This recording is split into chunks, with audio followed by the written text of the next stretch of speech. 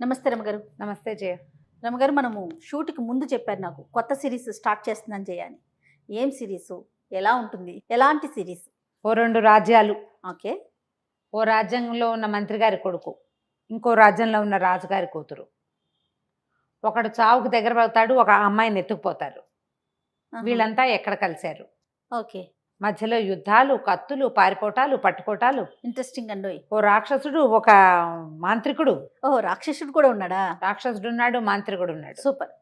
2 వేరు రాజ్యాలు. మ్మ్. ఒక రాజు గొప్పవాడు, ఒక రాజు కన్నింగు. వీళ్ళంతా ఎలా కలిశారు? ఓకే. ఏదో ఒకటి ఆసక్తికరమైన ఒక కథ. సూపర్. వింటుంటేనే ఆసక్తి పెరిగిపోతుంది. పాతాళ దుర్గం. స్టోరీ పేరేంటి? అలా పాతాళ దుర్గం. కాదు రమగారు, చదివారా బుక్లో? ఎట్లా ఏంటి? చందమామ. ఆహా. చందమామ సీరియలే. ఓకే అండి. 70s లో వచ్చి ఉంటుంది బహుశా. అది బాగుంటుంది కథ, ఇంట్రెస్టింగ్గా ఉంటుంది. ఓకే. ఈ మన జ్వాలా ద్వీపం ఆ టైప్లో ఉంటుంది, ఆ, కాస్త అటు ఇటుగా. ఈ పాతాళ దుర్గం కథ ఎట్లా స్టార్ట్ అవుతుందంటే, కుంతల దేశపు మంత్రి కుమారుడు శశికాంతుడు అతని పేరు. ఇతను జయంతుడు, భద్రుడు అనే తన 2 స్నేహితులతోటి వేటకొచ్చాడు. కుంతల దేశానికి చాలా పెద్ద పెద్ద అడవులు ఉన్నాయి, రాజ్యాన్ని ఆనుకుని. అయితే ఈ రాజ్యంలో నుంచి అడవిలోకి ధారాళంగా మనుషులు తిరిగే అలవాటు ఉంది వాళ్ళకి. వెళ్తూ ఉంటారు వేటకి తరచుగా. రాజుగారికి అలవాటు ఉంది, మంత్రి కుమారుడు కొంచెం వేట తమకం హెచ్చు అతనికి. ఉత్సాహంగా వెళ్తున్నారు. ఏవో దుప్పులు, లేళ్ళు అవి ఇవి కనపడే కొట్ల వీళ్ళు ముందు పోతున్నారు. ముగ్గురు వీళ్ళు సింహాన్ని కొట్టాలని వచ్చారు. ఓకే. అడవిలో ఒక సింహం తిరుగుతోందని కబురు వచ్చింది. వస్తే ఇంకా రాజుగారు బయలుదేరక ముందే వీళ్ళు ఉత్సాహవంతులు యువకులు బయలుదేరారు. వాడు కుర్రాడు, యాక్టివ్గా ఉంటాడు అబ్బాయి. వెళ్ళారు బాగా అడవి లోపలికంటా వెళ్ళిపోయారు. ఒక వాగు అడ్డం వస్తుంది. వాగుకి అవతల వీళ్ళకి సింహం కనపడింది. ఆ వాగు అంత లోతైంది కాదు, దాని బ్యాంక్స్ అంటే గట్లెత్తుగా ఉన్నాయి, నీళ్లు కొంచెం సుమారుగానే ఉన్నాయి. వీళ్ళకి పొడుగాటి వీళ్ళు 6 అడుగుల పైన ఉన్నారు, మోకాళ్ళ దాకా వస్తాయి ఉన్నాయి. కానీ నీళ్లు అదేమి మెళ్ళలోతు నీళ్లు ఈదాల్సినది ఏం కాదు. వీళ్ళు ఈ గట్టున ఉంటే, చెట్ల దగ్గర ఉంటే వాళ్ళకి సింహపు పొలకువ కనపడింది. 2వ గట్టు మీద ఆ లోపలికి దిగి, గట్టంత పైదాకా లేవుగా, పైన ఇంత గట్టుంది, ఇదంతా నడిచింది సింహం. ఇక్కడ ఉన్నాయి నీళ్లు, ఇక్కడ నీళ్లు తాగుతోంది. నీళ్లు తాగి వెనక్కి తిరుగుతోంది. వీళ్ళు చూశారు. ఉత్సాహంగా ఇతను ఏం చేశాడు, 3 పక్కల నుంచి కాసేద్దాం, గుర్రాలు దిగేసేయండి. 3 పక్కల నుంచి కాయాలంటే దబేలమని గుర్రాలు వేసుకుని బయలుదేరితే అది పరిగెత్తేస్తుంది సింహం, లేదా తిరగబడుతుంది. వెనకాల అంత శబ్దం అయితే ఆగదు కదా. వీళ్ళ శబ్దం కాల, వీళ్ళు గుర్రాలు నిలబెట్టుకుని చూస్తున్నారు. సరే ఏమనుకున్నారు, గుర్రం దిగేసి వెళ్ళబోతే జయంతుడు అన్నాడు. జయంతుడు, భద్రుడు 2 ఉన్నారు కదా. శశికాంత జాగ్రత్త, పక్కది వాగు అవతల కదంబ రాజ్యం. వాగు దాటామా కదంబ రాజ్యంలోకి వెళ్ళిపోతాం, పక్క రాజ్యంలోకి వెళ్ళిపోతాం. లేనిపోని ప్రమాదాలు వస్తాయి మనకి, వద్దన్నాడు. ఓకే. వద్దంటే ఇతనేమన్నాడు శశికాంతుడు, మనం ఏమైనా అక్కడ యుద్ధానికి వెళ్తున్నామా, సింహాన్ని కొట్టి వచ్చేస్తాం. దొరికి రెడీగా కనబడుతుంటే దాన్ని ఎట్లా వదిలిపెట్టేస్తాం? మనం అక్కడ సరిహద్దులు దాటడానికి వెళ్ళటల్లా, అక్కడి నుంచి చెట్టు చేమ కొట్టుకురాం, అక్కడికి రాజ్యంలోకి వెళ్ళాం. జస్ట్ వాగు దిగామంటే దొరికేస్తుంది సింహం. అంతే. 2 దెబ్బలు కొట్టి వచ్చేస్తాం. ఇంతలో పక్కపక్క నవ్వాడు భద్రుడు. వాడు ఏమన్నాడంటే, అంతగా సింహాన్ని కొట్టేశామనుకో, సింహం మాంసాన్నేమో కదంబ రాజుకి, చర్మాన్నేమో కదంబ రాజు కూతురు కాంతసేనకి పంపిద్దాం. సింహం చర్మాలు పంపిస్తే దాంట్లో అది గడ్డి కూరి నిజం సింహంలాగా పెట్టుకుంటారు కదా, మనకల్లా కొట్టాలి, దాన్ని ఇంటికి తెచ్చుకునే ప్లాన్ కూడా లేదు మనకి. సరే దిగేశారు. జయంతుడు ఆపుదామని ట్రై చేశాడు. మామూలుగా ఫ్రెండ్స్ ఇలాంటి వెళ్ళేటప్పుడు 2 ఫ్రెండ్సో 3 ఫ్రెండ్స్నో ఎవరినైనా తీసుకెళ్తే, ఒకడు మంచి సలహా చెప్తాడు, ఒకడు ప్రొవోక్ చేస్తాడు, ఇంకోడు న్యూట్రల్గా ఉంటాడు. ఇక్కడ ఉన్న వాళ్ళిద్దరు. జయంతుడు ముందే వద్దని చెప్పాడు, వారం చేశాడు, ఇది ప్రమాదం, సరిహద్దులు దాటకూడదు. సరిహద్దులు దాటకూడదు, అది నియమం.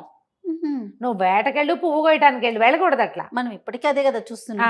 2వ వాడు అంతగా ఏమవుతుంది, కొట్టొచ్చేస్తాం, కావాలంటే సింహాన్ని వాళ్ళకే ఇచ్చేద్దాం అని ఈ వేట ఉత్సాహాల్లో ఉన్న వాడిని ఎంకరేజ్ చేశాడు. ఇంకేముంది, దిగేసేసారు. దిగేసి ఆ మోకాళ్ళ వంటి ఉన్నటువంటి నీళ్ళని వాగుని దాటారు నిశ్శబ్దంగా. దాటడమే బాణాలు సంధించారు దాని మీదకి. మెడకొకడు వేశాడు. 2-3 పక్కల నుంచి వచ్చారు కదా, వీళ్ళు ఏం చేశారంటే, కొంచెం అటుపక్క నుంచి వెళ్ళిన వాళ్ళిద్దరు ఏమో కాస్త గబగబా దాటేసి, సింహం ముందు ఏ పక్కకి అది హెడ్ అవుతుందో ఆ పక్కకి వెళ్ళిపోయారనమాట. అటు నుంచి కొట్టారు, ఇటు నుంచి కూడా కొట్టారు. ఆ సింహం అది ఎప్పుడైతే దెబ్బ తగిలిందో అది వెనక్కి తిరిగింది వీళ్ళ మీద పడ్డానికి. ఓకే. వాళ్ళిద్దరివి దెబ్బలు గట్టిగా తగల్లా దానికి, బాణాలు తగిలినాయి. కానీ ఈ వెనకాల ఉన్నవాడు కరెక్ట్గా చూస్తున్నాడు, దాని బ్యాక్ పార్ట్ వీడికి కనబడుతోంది క్లియర్గా. వీడు కొట్టింది తగిలేసింది. తగలంగానే అది పెద్దగా అరుస్తూ గర్జిస్తూ ఇటు తిరిగింది మీదకి దూకపోయింది. ఎదురు బదురు అయ్యాడు కదా, ఎదురు బదురు అవ్వగానే ఇంకా కరెక్ట్గా వెళ్తుంది బాణం. ఎక్కడో ఉన్నదాన్ని కొట్టడం కష్టం, ర్యాండమ్గా వేస్తారు. ఎదురుగా కనిపిస్తుంది దాన్ని ఈజీ కదా. బాణం వేసాడు, దాని కుత్తుకలోకి బాణం దిగుతూ ఉండగానే ఎక్కడి నుంచో వచ్చింది పెద్ద బల్యం ఏనుగు ఈ సింహ ముఖంలోకి దిగిపోయింది. మెడ దగ్గర ఇట్లా దవడల దగ్గర దిగటం ఏంటి, టప బాణాలు వచ్చేసినాయి. సింహాన్ని కొట్టేసి కొట్టు చంపు అని అరుపులు, బాణాలు. బాణాల్లో జయంతుడికి తగిలింది, భద్రుడికి తగిలింది, శశికాంతుడికి కూడా తగిలేసింది. ముగ్గురు పడ్డారు. కానీ భద్రుడు వాడు ఎంకరేజ్ చేశాడు. ఒకే ఒక్క పరుగుతోటి ఆ దీని బాటను దాటేశాడు, వైపుకి వచ్చేసాడు, సరిహద్దు దాటేశాడు. ఆ వాగులో పడ్డాడు. పడేసరికల్లా వాడి మొహం నీళ్ళలో పడంగా అని తేరుకున్నాడు. తేరుకోవటం ఏంటి, ఇక ఒకటే పరుగు. ఈ పరుగు తీసిన వాడు ఒక గుర్రాన్ని ఎక్కేశాడు, తప్పించేసుకున్నాడు వాడు పరుగు. ఈ పడిపోయిన వాళ్ళలో జయంతుడు వెంటనే స్పాట్ డెడ్. అయ్యో. శశికాంతుడికి గట్టిగా తగిలినాయి దెబ్బలు, బతికున్నాడు స్వల్పంగా, బతికే ఛాన్స్ అయితే లేదు. ఈ కొట్టేసిన మొత్తం జనం దగ్గరకు వచ్చేసారు. కొట్టిన వాడెవడు, కదంబ రాజు ఉగ్రసేనుడు. అతను కూడా వేటకొచ్చాడు. ఈ సింహం కోసమే వెతుకుతున్నాడు అతను. సింహం దొరికింది. దాంతోపాటు ముగ్గురు ఎవరో తమ బాట దాటి తమ దారి దాటి లోపలికి వచ్చింది తెలిసింది. కానీ ఆ పక్కనున్న సైన్యాధిపతి గుర్తుపట్టేశాడు. వీడు మన కుంతల రాజ్యపు మంత్రి గారి కొడుకులాగా ఉన్నాడు, కానీ వాడెవడో పారిపోతున్నాడు. మనం వాంటెడ్లు ఇప్పుడు మామూలుగా ఇలాగా బాటలు దాటి వచ్చిన వాళ్ళని మన సరిహద్దులు దాటితే పట్టుకోవాలి, చంపేయకూడదు. అవును, పట్టి బంధించి జైల్లో పెట్టచ్చు, అవి రూల్స్. తెలిసి కొట్టేస్తే లాగా ఉన్నాడు కానీ అవునో కాదో వీళ్ళకి తెలియదు. మంత్రి కొడుకు దూరం నుంచి కొట్టేశారు, దగ్గరికి వచ్చేదాకా ఆగల. సింహాన్ని కొట్టాక మనుషుల్ని కొట్టవలసిన అవసరమే లేదు, ఒక తెంపరితనంతో చేశారు. పోనీ ముగ్గురు చచ్చిపోతే మాకేమీ తెలియదని మూసేయచ్చు. ఒకడేమో పారిపోయాడు. పారిపోయిన వాడు ఏమవుతాడు, ఎక్కడికి వెళ్ళచ్చు, ఎక్కడికైనా వెళ్తుంది ఇది. అక్కడి నుంచి చూశారు, అటు ఇటు చూశారు, ఇది దాటారు, వాగు దాటి చూశారు. ఈ రాజ్యంలో అడుగు పెట్టారు వాళ్ళు కూడా.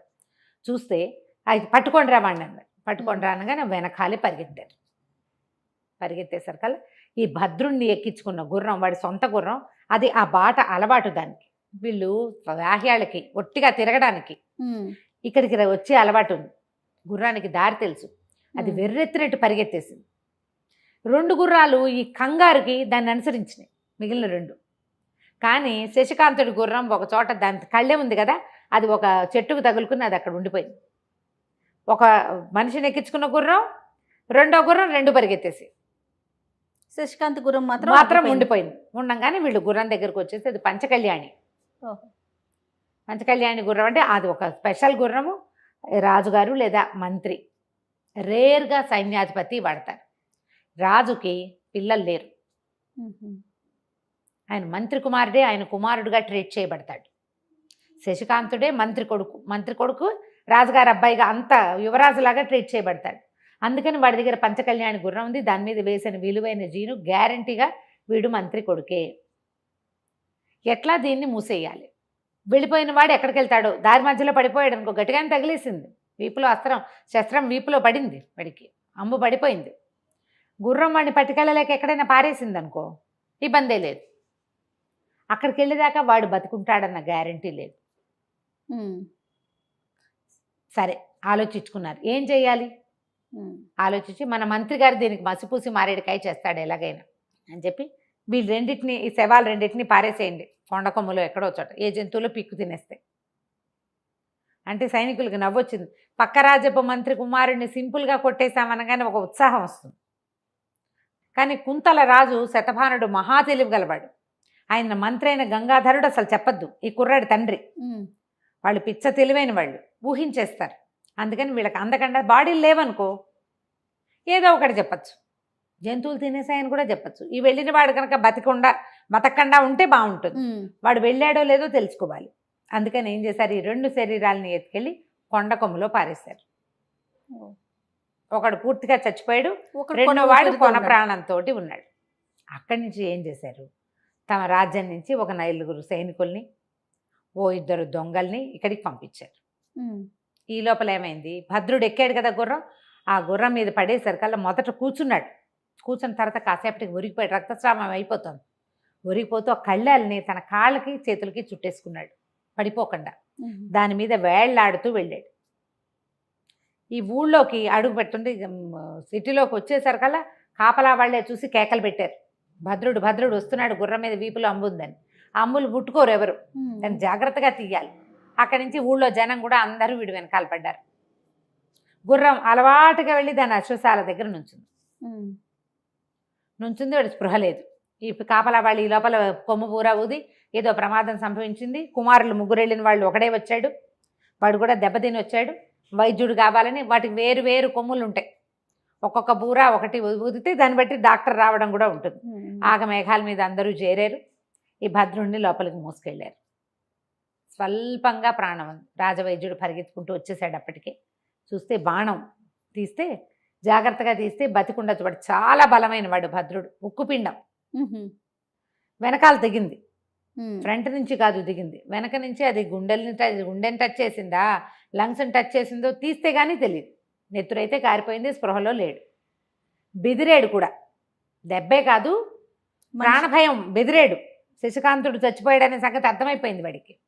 దాంతో ఇంకా అధైర్యం వచ్చేసి ఇంకా స్పృహలో రాలేదు. ఉమ్, సరే అక్కడి నుంచి అంబు బయటికి తీశారు. చెప్పాడు నా వైద్యుడు, కొంచెం ఉంది ప్రాణం, ప్రయత్నం చేద్దాం అని చెప్పి ఆ చొక్కా అవి తీశారు. ఆ బాణం తీయగానే ఒక సైనికుడికి ఇచ్చి దీన్ని శుభ్రంగా కడిగి పట్టుకురమ్మని. ఆ బాణాన్ని బట్టి ఎవరిది ఏంటని చూసుకోవాలి. చూసుకోవాలి. దుఃఖం వచ్చేస్తోంది. శతమానుడు ఆశ్చర్యపోయాడు. 3 పిల్లలు వెళ్తే ఒకడే తిరిగి వచ్చాడు, వీడు కూడా దెబ్బతిని తిరిగి వచ్చాడంటే వాళ్ళిద్దరూ ఏమైనట్టు? ఉమ్, ప్రాణాలతో ఉన్నారన్న ఆశ లేదు. ఒకడు పారిపోయి వచ్చేసాడంటే, దెబ్బ తగిలి వచ్చాడంటే అక్కడ పడిపోయారనమాట వాళ్ళు. అక్కడి నుంచి ఇంకేమైనా గుర్రాలు వస్తున్నాయేమో చూడండి అన్నారు. ఎక్కడ ఏమీ లేదు. ఆ బాణాన్ని కడిగి తీసుకొచ్చాక చూస్తే అది ఉగ్రసేనుడిది అనేది స్పష్టంగా తెలుస్తోంది. ఉమ్, వీళ్ళు మన అడవిలో ఉండగానే కొట్టారా, వీళ్ళు ఏమైనా వాగు దాటారా? వీడికి స్పృహస్తే కానీ తెలీదు. పైగా దాని మీద క్లియర్గా రాజముద్ర ఉంది, అది రాజు వాడే బాణం. రాజే స్వయంగా కొట్టాడంటే వీళ్ళు వేటకెళ్ళారు, వాడు కూడా వేటకు వచ్చి ఉండాలి. వీళ్ళని తెలిసే కొట్టుండాలి. రాజు ఎప్పుడు బాణం వేస్తాడు? సైనికులు కదా బాణాలు వేసేది. రాజు ముందు యుద్ధానికి రాడు కదా. మనం చెస్లో కూడా చూస్తాం, ఆయన కూర్చుని ఉంటాడు. అందరూ యుద్ధం చేశాక చివరికి దిగుతాడు. అడవిలో ఇట్లా కేవలం చిన్న బాణాలతో యుద్ధం మన వేటాడడానికి వెళ్ళిన కుర్రాళ్ళని కొట్టాడంటే కావాలని చేశాడు. సైనికుల కంటే ముందు అతని బాణం వీడికి ఎట్లా తగిలింది? వీళ్ళు 100 మంది లేరు, ఉన్నది 3. దీని మీద బాగా ఆలోచించారు. ఇంతలో కొంచెం చీకటి పడేసరి కల్లా ఒక వార్త వచ్చింది. ఎవరో వచ్చారు ఇక్కడి నుంచి అని, కదంబ రాజ్యం నుంచి దూతలు వచ్చారు అనేసరికి దూతలు కంగారుగా ఉన్నారా, హైరాన్గా ఉన్నారా, నార్మల్గా ఉన్నారా? కాదండి, 4 సైనికులు వచ్చారు, 2ని పెడరెక్కలు విడిచి కట్టి తీసుకొస్తున్నారు, వాళ్ళతో పాటు ఉన్నారు. వాళ్ళంతా కూల్గానే ఉన్నారు.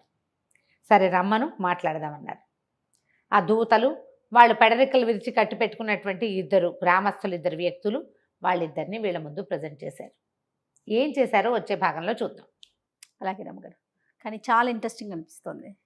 స్లోగా కూడా చెప్తున్నాను నేను. అవును, డీటెయిల్డ్గా చెప్తున్నాను. స్టెప్ వైజ్గా వెళ్తున్నాము, బాగుంటుంది కదా. తప్పకుండా. నమస్తే. నమస్తే. నమస్తే రమ్మగారు. నమస్తే జయ. మనం పాతాళ దుర్గం సిరీస్ చేస్తున్నాం కదా, నెక్స్ట్ ఎపిసోడ్ అండి. నెక్స్ట్ ఎపిసోడ్లోకి వచ్చాం. కదంబ రాజ్యం నుంచి 4 సైనికులు 2 ఎవరినో కట్టి పట్టుకొచ్చారు. ఇక్కడ కుంతల దేశంలో ఉన్న రాజుగారు, మంత్రి గారు ఇద్దరు ఆలోచిస్తున్నారు. వీడేమిటి రాజు కావాలని చేశాడా? కదంబ రాజ్యం రాజు కావాలని చేశాడా, లేకపోతే యుద్ధానికి సన్నద్ధమైపోయి వచ్చేస్తూ ఏదైనా ఈ పని చేశాడా? ఇదొక చేతావని కింద మనకు ఏదైనా ఒక భయపెట్టడానికి చేశాడా? ఏమిటి అనేది వాళ్ళకి అర్థం కాల. భద్రుడు లేస్తే కానీ జరిగింది ఏమిటో తెలియదు. ఇంతలో వీళ్ళు 4 వచ్చారని కబురు వచ్చింది. దూతలు ప్రశాంతంగానే ఉన్నారు, వాళ్ళేం హైరానగా లేరు. ఇప్పుడు సడన్గా ఏదైనా దుర్వార్త పట్టుకొచ్చిన వాడు ఎట్లా రావాలి? ఆఘాల మీద నురుగులు కమ్ముతూ కంగారుగా మనుషుల్లో హైరానగా ఉండాలి. వీళ్ళు ప్లాన్డ్గా వచ్చినట్టు కనపడుతున్నారు. అడిగాడు కదా ఎలా ఉన్నారు ఏమిటి అని. వీళ్ళు సరే మొత్తం అంతా సభలోకి వెళ్ళారు. రాజుగారు శతభానుడు సింహాసనం మీద కూర్చున్నాడు. గంగాధరుడు ఎవరు మీరు ఏమిటి అని అడిగాడు మంత్రి. అడిగేసరికి వాళ్ళు ఏం చెప్పారంటే, మేము కదంబరాజ్యం నుంచి వచ్చాం, మరి ఒక ప్రత్యేకమైన విషయం చెప్పడానికి వచ్చామండి. అనుకోకుండా మంత్రి గారి అబ్బాయి అతని స్నేహితులు ఎలా జరిగిందో తెలియదు కానీ సరిహద్దులు దాటి వచ్చేశారు. వీళ్ళిద్దరూ ఈ కట్టేసి ఉన్న వ్యక్తులు ఇద్దరు దొంగలు, నేరస్తులు, కరుడుగట్టిన వాళ్ళు. ఒకడు భ్రాతృహంత, ఇంకోటి పితృహంత. ఒకడు అన్నయ్యని చంపేశాడు, ఇంకోటి నాన్నని చంపేశాడు. దుర్మార్గులైన వీళ్ళిద్దరూ మంత్రి గారి అబ్బాయి మీద దాడి చేశారు. ఎందుకంటే ఆయన ఆభరణాలు, ఆయన గుర్రము, ఆయన జీను అవన్నీ చూసి దొంగతనం కోసం వాళ్ళ ముగ్గురి మీద దాడి చేసి మరి నగలు వలుచుకున్నారు. దాడిలో చాలా దుర్ఘటన జరిగిపోయింది. వీళ్ళని మేము పట్టేసుకున్నాం. వీళ్ళు అసలు కారాగారంలో ఉన్న వాళ్ళు తప్పించుకుని ఈ పని చేశారు. కాబట్టి మీకు అది తెలియచేయమని, అనుకోని ఒక దుర్ఘటన జరిగిందని మీకు అది తెలియచేయమని పంపించారు. కథ బాగా అల్లారు కరెక్ట్గా. సరే ఈయన గంగాధరుడు ఏం చేశాడు, ఇట్లా దగ్గరికి వెళ్ళి వాడి కట్టు విప్పిపోయాడు. వీళ్ళేమో వద్దు వద్దన్నారు. వద్దండి, కట్లు విప్పడానికి కాదు, మరి వీళ్ళకి యాక్చువల్గా నిజానికి మేము ఉరిశిక్ష వేశారు మా రాజుగారు. ఉరిశిక్ష అమలు చేసే లోపల వీళ్ళు పారిపోయారు, ఈ పని చేశారు. మీకు ఈ వార్త చెప్పి వీళ్ళని మీకు చూపించి తర్వాత మీ రాజ్యం నుంచి బయటికి వెళ్ళేటప్పుడు మర్రి చెట్లు ఉన్నాయి కదా, అక్కడ వీళ్ళని ఉరేయమని మా రాజుగారి ఆజ్ఞ. కాబట్టి వీళ్ళని మేము ఇక్కడ వదిలిపెట్టాం. సరే మీరు వెళ్ళండి, మేము వీళ్ళని చూసుకుంటాం అనడానికి ఇక వీల్లేదు. వీళ్ళని మీకు అప్పచెప్పడానికి రాలేదు, మా రాజుగారు కుదరదన్నారు. వీళ్ళని మేమే ఊరేసేస్తాం. ఇప్పుడు వీళ్ళని పట్టుకెళ్ళి ఊరేసేస్తే మంత్రి గారి అబ్బాయిని అతని స్నేహితుల్ని హత్య చేసిన హంతకులకి శిక్ష పడిపోయినట్టు. నిజానిజాలు ఎప్పటికీ తెలియదు. సరే ఈయన ఏమన్నాడు అంటే, మాకు వీళ్ళని అప్పచెప్పరా అన్నాడు. అప్పచెప్పమంటే వీళ్ళు ఆల్రెడీ శిక్ష పడ్డవాళ్ళు, ఒకడు భ్రాతృహంత, ఇంకొకడు పితృహంత అనేసరికి దుర్మార్గులారా అని అరిచాడు. వాళ్ళల్లో ఒకడు. రెండోవాడు తలకాయ దించుకుని ఉన్నాడు, నోటించి మాటలేదు. అరిచేసరికల్లా ఈ సైనికుల్లో ఒకడు గబుక్కుని వాళ్ళ దగ్గరికి వెళ్ళాడు. నోరు మూయించడానికి వెళ్ళినట్టుగా ఉన్నది కానీ ఏమన్నాడు, బరే మీ పెళ్ళం పిల్లల సంగతి గుర్తుంది కదా అన్నాడు. ఆనంగానే వాడు నోరు మూసుకున్నాడు.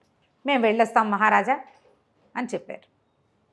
మాకు వాళ్ళ తాలూకు దేహాలు అవి లభించలేదు, అదంతా ఈ సింహం తిరిగే చోటు అని చెప్పి వెళ్ళొస్తామని బయలుదేరారు. రాజు మంత్రి ఒకళ్ళ మొహాలు ఒకళ్ళు చూసుకున్నారు. సరే వెళ్ళిపోనిద్దాం అనుకున్నారు. వాళ్ళు ఇట్లా గడప దాటగానే చెప్పాడనమాట, వీళ్ళని చూడండి అని సైగ చేశాడు. కొంతమంది బయట ప్రాసాదానికి బయట వైపు ఉంటారు కదా, వాళ్ళు దూరబీన్తో వీళ్ళని చూస్తున్నారు. రాజు మంత్రి మాట్లాడుకున్నారు. ఏమిటి వీడి ఎత్తు, ఎవరో ఇద్దరు ముగ్గురు శస్త్రాస్త్రపాణులుగా ఉన్నవాళ్ళని మంత్రి కుమారుణ్ణి చంపగలుగుతారా దొంగలు? పైగా ఒకడు మన దగ్గరికి వచ్చాడు, వాడి భుజంలో ఉన్న బాణమేమో రాజు బాణం. ఆ బాణం తెచ్చి వీడిని ఎట్లా కొడతారు? పైగా వాళ్ళు ముగ్గురు కుర్రాళ్ళు, వీళ్ళు ఒక్కరవ నడి వయసుగా ఉన్నారు. పెళ్ళాం పిల్లలు ఉన్నవాళ్ళు అంటే కుర్రాళ్ళు కాదు, వీళ్ళు కనపడుతున్నారు ప్రౌఢులు, బాగా 35-40 సంవత్సరాలు ఉన్నాయి. వాళ్ళేమో కత్తుల్లాగా ఉన్న కుర్రాళ్ళు, వాళ్ళు ముగ్గురు, వీళ్ళిద్దరు. గుర్రాలు ఉన్నాయి, మరి వేటకు బయలుదేరారు, ఆయుధాలు ఉన్నాయి. ఇది నమ్మడానికి వీల్లేదు. వాళ్ళే ఏదో చేసి ఇలా మసిపూసి మారేడుకాయ చేస్తున్నారు. వీళ్ళు ఇప్పుడు పరిగెత్తుకుంటూ ఎందుకు వచ్చారు? భద్రుడు లోపలికి వచ్చిన సంగతి బయట తెలిసి ఉండదు. ఒకటి మొదట ఊళ్ళోకి రాగానే తెలిసిపోయింది. ఒక కుర్రాడు వచ్చాడు, వాడు గుర్రం మీద వచ్చాడు, వాడు బతుకున్నాడో లేదో చూస్తూ ఉంటారు వీళ్ళు అని చెప్పి వెంటనే ఏం చేశారు, ఒక చిన్న కాగితం రాసి ఇది పీలర్ లాగా పంపించేస్తారు ఊరంతా. భద్రుడికి శస్త్రం చేస్తుండగా, అంటే ఆపరేషన్ చేసి బాణం తీస్తుండగా చచ్చిపోయాడు అని. భద్రుడు లేడు. వీళ్ళకి విషయం తెలియకుండా ఉందో లేదో తెలుసుకోవాలి వాళ్ళు. ఆ నలుగురిని పంపినందుకు వాళ్ళు ప్లాన్డ్గా వచ్చారు, కంగారు లేదు, విషయం తెలుసుకునే ఉద్దేశంలో ఉన్నారు వాళ్ళు. ఏదైనా అక్కడ దుర్ఘటన జరిగితే వాడు ఎట్లా ఉంటాడు? హైరానగా అన్యాయం జరిగిపోయిందని, పొరపాటు అయిందని చెప్పేవాడు. వీళ్ళకి పొరపాటని తెలుసు, కావాలనే చేశారు వాళ్ళు. కప్పిపుచ్చుకోవడానికి ఉంటారు మనుషులు. మనస్తత్వాలు వీళ్ళు తెలుసుకోగలరు కదా మంత్రి. దీన్ని బట్టి శశికాంతుడు బతికే ఉన్నాడని అనిపిస్తోంది నాకు. వాడు వచ్చేసాడు. జయంతుడు శశికాంతుడిలో ఎవరో ఒకళ్ళు గ్యారంటీగా బతికున్నారు. నా కొడుకే బతికున్నాడేమో, ముందు చూద్దామనుకున్నారు. అక్కడి నుంచి కొంతమందిని వీళ్ళని పట్టుకోమని పంపించారు. ఈ గుర్రాల మీద 4 గుర్రాలు వచ్చినాయి వాళ్ళవి. నలుగురు 4 గుర్రాల మీద ఎక్కి ఈ సోమకుడు దామకుడు ఉన్నారు కదా, వీళ్ళకి నడుములకి తాళ్ళు కట్టి వెనకాల నడిపించుకొచ్చారు. వాళ్ళు అక్కడి నుంచి పరిగెత్తుకొచ్చారు గుర్రాల వెనకాల. ఇంత పరిగెత్తిన వాడు నోట్లోంచి నిజం చెప్పేందుకు సత్తా ఏముంటుంది వాడికి? చచ్చేలాగా ఉంటారు వాళ్ళు. అక్కడి నుంచి చల్చల్లన్నారు. ఈ గుర్రాలను తీసుకెళ్తూ తమ అనుమతి పత్రాన్ని బయట చూపిస్తూ, ఇందాక ఎవరో కుర్రాడు వచ్చాడు, గుర్రం మీద శస్త్రం తగిలిందన్నారు, అతను ఏమయ్యాడు అని ఊరికే క్యాజువల్గా కనుక్కున్నారు. అదే ఉక్కుపిండం వాడు పాపం బాణం గట్టిగా తగిలేసింది, వెనక నుంచి గుండెకి నాటేసింది, కొట్టిన వాడెవడో జగజ్జంత్రి అంటే వీడికి నవ్వొచ్చింది. మనరాజు గారి కదా కొట్టింది, కొట్టినవాడు జగజ్జంత్రి, శస్త్రం తీస్తుండగా ఆ కుర్రాడు కదా చచ్చిపోయాడు అనగానే అమ్మయ్యా బయటపడిపోయాం, ఇంకేముంది వాడు చచ్చిపోయాడంటే ఇంక విషయం బయటికి రాదు. దాంతో నిదానంగా బయలుదేరి గుర్రాల మీద దగ్గరికి వచ్చేసరికల్లా వాళ్ళు ఈ మర్రి చెట్ల దగ్గరికి రాగానే వాళ్ళు మాట్లాడుకోవడం మొదలుపెట్టారు. ఒరే మనం గెలిచేశానురా, మన మంత్రి గారు చూడు, ఆయనకి దారాలు ఇస్తే చాలరా వలాలు లేస్తాడు, ఎంత తెలివిగా చేశాడు చూడు, శుభ్రంగా గోడ కట్టినట్టు కట్టేశామా, మనం ఇంటికి వెళ్ళంగానే అన్నీ మనకి శుభశకునాలే, ఇంటికి వెళ్ళేసరికి బోళ్ళంత డబ్బు మన ఇంట్లో కురిసిపోతుంది, ప్లాన్డ్గా అంతా చేసుకొచ్చాం అనగానే పక్క పక్క పక్క పెద్ద నవ్వు వికృతంగా వినపడింది. వినపడేసరికి వీళ్ళకి అర్థం కాల, ఎవరో నవ్వుతున్నారు. అప్పుడు వాళ్ళలో ఒకటికి తట్టింది, ఒరే మరమ్మ చెట్ల దగ్గర ఉన్నాను రా, ఇక్కడ దయ్యాలు ఉన్నాయని చెప్తారు, తొందరగా ఒక అడుగు కదిపేద్దాం, ఈ వెధవులిద్దరిని ఇక్కడ ఉరేసేసి పారిపోదాం, మనం వీళ్ళని ఉరేసేయాలి, ఈ వార్త బయటికి రాకూడదు, రేపొద్దున ఎవరైనా తెల్లారిన తర్వాత రోడ్డు మీదకి ఈ అడవిలోకి వస్తే ఈ మంత్రి కుమారుని వాళ్ళని ఏదో చేసిన ఇద్దరిని ఉరేసిన మాట కనపడుతుంది అనేసరికల్లా సోమకుడు దామకుడు అరిచారు, కేకలు పెట్టారు, దుర్మార్గులారా ఇట్లా చేస్తారా, మేమా రాజద్రోహులం, మేమా మంత్రి గారి కుమారుని చంపింది అనేసరికల్లా 2 చెంపకాయలు కొట్టారు. ఇంతలో ఏమైంది, పైనుంచి కణకణలాడుతున్న బొగ్గులు వచ్చి పడ్డాయి. బొగ్గు మనం గాలి తగిలేసరికల్లా కాలింది, ఎర్రగా మెరుస్తుంది, కెవ్వు కెవ్వుమని కేకలు పెట్టారు. ఈ లోపల ఏమైంది, ఒకటి బట్టలు అంటుకున్నాయి, ఇన్ని బొగ్గులు పడిపోయినాయి పైనుంచి, గుర్రాలు కకావికలై పరిగెత్తేసినాయి. ఇద్దరు దిగారు, గుర్రాల మీద ఇద్దరు గుర్రాల మీద ఉన్నారు. ఈ సోమకుడు దామకుడు ఏ గుర్రాలకు కట్టున్నారో ఆ గుర్రాల రౌతులు కాస్త పరిగెత్తేశారు. గుర్రం భయపడిపోయింది, వాళ్ళు ఆపలేకపోయారు దాన్ని, వాటి వెనకాలే పడుతూ లేస్తూ చెట్ల మధ్యలో వీళ్ళు కూడా పరిగెత్తారు, దెబ్బలు తగిలించుకుంటూ. ఎట్లాగోట్లా ఆపుకొని మళ్ళీ వెనక్కి తీసుకొస్తే వీళ్ళు ఏమన్నారు, ఒరే కొరివి దయ్యాలరా, దూరంగా మంటలు కనపడుతున్నాయి, కొరివి దయ్యాలంటే మామూలు భయం కాదు, అది అసలు ప్రాణాలు తీసేస్తాయి. అక్కడి నుంచి ఏమనుకున్నారు, అలా కాదు ఓ పని చేద్దాం, వీళ్ళని మనతో పాటు తీసుకెళ్ళిపోదాం, కొంచెం ముందు ఎక్కడైనా ఊరేసేయచ్చు, వీళ్ళని ఊరేయకుండా ఊరెళ్తే చంపేస్తారు వాళ్ళు, రాజుగారు ఒప్పుకోడు, వీళ్ళని వెనక్కి తేవడానికి వీళ్ళేది, వీళ్ళని మళ్ళీ ఊళ్ళోకి తేకూడదు, వీళ్ళకి సాక్ష్యంగా వీళ్ళు ఇక్కడే ఉండాలి, ఈ ఊరి కుంతల రాజ్యానికి సాక్ష్యంగా వీళ్ళిద్దరూ ఇక్కడే ఉండాలి. ఇంతలో ఏమైంది, సడన్గా దూరంగా దివిటీలు కనపడ్డం మొదలెట్టాయి. వీళ్ళు పడిన బొగ్గుల్నే కొరిదయ్యాలనుకుంటే మంటలు కనపడేసరికి ఇంకా గాభరా వచ్చేసింది. అక్కడి నుంచి మర్రి చెట్ల నుంచి 2 తాళ్ల లాంటివి కింద పడ్డాయి. కొండ సిలువలు అని అరుచుకున్నారు. అవి కొండ సిలువలు కాదు, 2 తాళ్ళు ఇద్దరు మెళ్ళకి ఊరిపడిపోయిన లాగేశారు. ఇంతలో ఒక సైనికుడు ఏం చేశాడు, ఒకడు వచ్చాడు పరిగెత్తుకుంటూ, వీళ్ళిద్దరికీ కట్టి ఉన్న తాళ్ళని తెగ్గోసేసాడు. ఇద్దరిని నడువులు కట్టేశారు కదా, వీళ్ళు పడిపోయారు, పరిగెత్తున్నారు. అక్కడి నుంచి గుర్రాల మీద ఉన్న వాళ్ళంతా మాత్రం పరిగెత్తబోయారు. వీళ్ళు ఏమన్నారంటే, ఆ దారి కుంతల రాజ్యానికి దారని ముందు ఒకసారి ఒక హింట్ ఇచ్చారు, కదంబ రాజ్యానికి దారని పరిగెట్టబోయారు. పరిగెడితే అక్కడ పెద్ద వాగుంది. వీళ్ళు ఈ గుర్రాలు ఈ కొరివి దయ్యాల భయంతో రకరకాలుగా దారులు తప్పేశారు, ఓ పక్కకి ఎక్కడికో చేరారు. వాళ్ళు వచ్చిన దారి కాదది, వాగు ఒకటి కనపడుతోంది బ్రహ్మాండంగా. వీళ్ళకి మామూలుగా ఉన్న వాగేమిటి, మోకాలు బంటి నీళ్లున్న వాగే వీళ్ళకి తెలుసు, ఇప్పుడు జలధారలాగా కనపడుతోంది. వాగు వైపుకి వెళ్ళే లోపల వాళ్ళని పొడిచేయండిరా అని వెనకాల నుంచి కేకలు వినపడుతున్నాయి. సైనికులు చాలామంది వచ్చేసారు. అక్కడి నుంచి రివ బాణాలు కురవటం మొదలుపెట్టాయి. ఒకడు బల్లేలు కూడా వేస్తున్నారు. బల్లేలు తగలేదు, బాణాలు తగలేదు. ఈ వాగు వైపుకి వాళ్ళిద్దరు కూడా, ఒక గుర్రం ఇక్కడ పడిపోయింది, రెండో గుర్రం వాగులోకి పడిపోయింది. వాగులోకి పడిపోయారు, కానీ ఎక్కడా రక్తపు చారలు లేవు, తగల్లా బాణాలు. ఈ ఊరేసేసిన వాళ్ళిద్దరూ ఊరి పడిపోయి ఇదైపోయారు. ఇంతలో అక్కడికి సైన్యాధిపతి వచ్చాడు. ఎవర్రా మీరు, ఏమిట్రా నాయన అని అడిగితే, అయ్యా మేము కుంతల రాజ్యం కదంబ రాజ్యం వాళ్ళవేనండి, కాకపోతే రాజు పరమ దుర్మార్గుడు, మహాశిస్తులు పిచ్చి వాడికి, మేమేమో మాకు వర్షాలు లేవు, అందుకని మా గ్రామాల్లో ఉన్న రైతులందరూ తిరుగుబాటు చేశామండి, ఆ తిరుగుబాటు చేసిన రైతుల్లో మేమిద్దరమే. రైతులు కాబట్టి కాయ కష్టం చేసి ఒళ్ళు రాటి తేలింది, కానీ మేము యుద్ధ సైనికులం అది కాదండి. ఏదో మామూలుగా బాణం వేయడం కత్తి దూయటం వచ్చు అంతే. వీళ్ళు మమ్మల్ని పట్టుకున్నారు, తిరుగుబాటుదారులు వీళ్ళు మమ్మల్ని పట్టుకుని మా పెళ్ళాం పిల్లల్ని చంపేస్తామని బెదిరించి ఇక్కడికి ఈ సాక్ష్యం చెప్పడానికి తీసుకొచ్చారు. మంత్రి గారి కుమారుని కంటితో కూడా మేము చూడలేదు, మాకు సంబంధం లేదు. కాకపోతే ఒకడు తప్పించుకున్నాడు, 2 చచ్చిపోయారు అన్న మాట మాత్రమే మాకు తెలిసింది. వీళ్ళు మాట్లాడుకోవటం వల్ల శవాలని కొండకోనలో పారేశారండి, మాకు అవకాశం ఇవ్వండి, ఈ రాజును మీకు పట్టించిస్తాం అని చెప్పేసరికల్లా ఇంతలో మంత్రి గారు కూడా వచ్చాడు. ఒకడు పరిగెత్తాడు, 2 చచ్చిపోయారు అంటే చచ్చిపోయి ఉంటే దాచేసేవారు వాళ్ళు ఈ విషయాన్ని.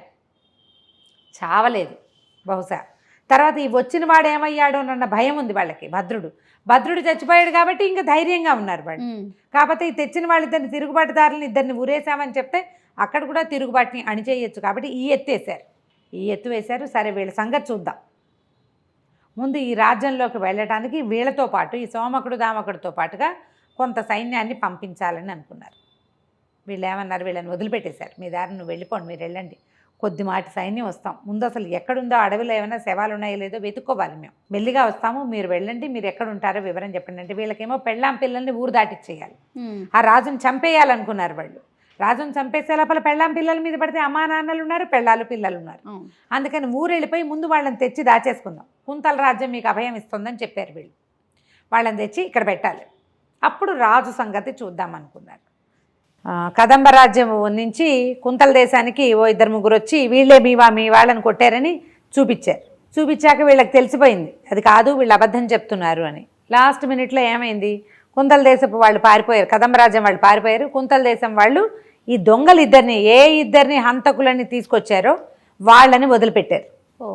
మా మంత్రి గారికి ముందే డౌట్ వచ్చింది, మీరు వెళ్ళండి వీళ్ళని పట్టుకోండి అంటే వాళ్ళు ఏమన్నారంటే వీళ్ళని పట్టుకోవడం కాదు, రాజును కూడా చంపేస్తాం, మేము ఉగ్రసేనుడు కూడా చంపేస్తాం, వాడు దుర్మార్గుడు, మేము అసలు హంతకులం కాదు, అసలు సైనికులం కాదు, రైతులము, శిస్తులు ఎక్కువ వసూలు చేస్తున్నారని మేము గొడవ పెడితే మమ్మల్ని రాజద్రోహుల కింద పరిగణించి భ్రాతృహంత పితృహంత అని మమ్మల్ని మీ దగ్గరికి పంపించారు, వాళ్ళ సంగతి చూస్తామన్నారు. అనేసరికల్ సరే 2 గుర్రాలు ఇచ్చి వీళ్ళు వెనకాల పరిగెత్తండి, ఆయుధాలు కూడా ఇచ్చారు. సరే వీళ్ళు ఏం చేశారు, సరిహద్దులు దాటేసి వెళ్ళటం మొదలుపెట్టారు. లోపలికి వెళ్తూ ఉంటే వీళ్ళు ఏమనుకున్నారు, మనం ముందే ఏం చేయాలి, మన కుటుంబాలని ఏదో చేస్తామని బెదిరించి కదా ఇక్కడికి పంపారు, కుటుంబాలని దాటించేసేయాలి అనేసరికల్లా సోమకుడు ఒప్పుకోలే. ధూమకుడు సోమకుడు, సోము ధూము అనమాట.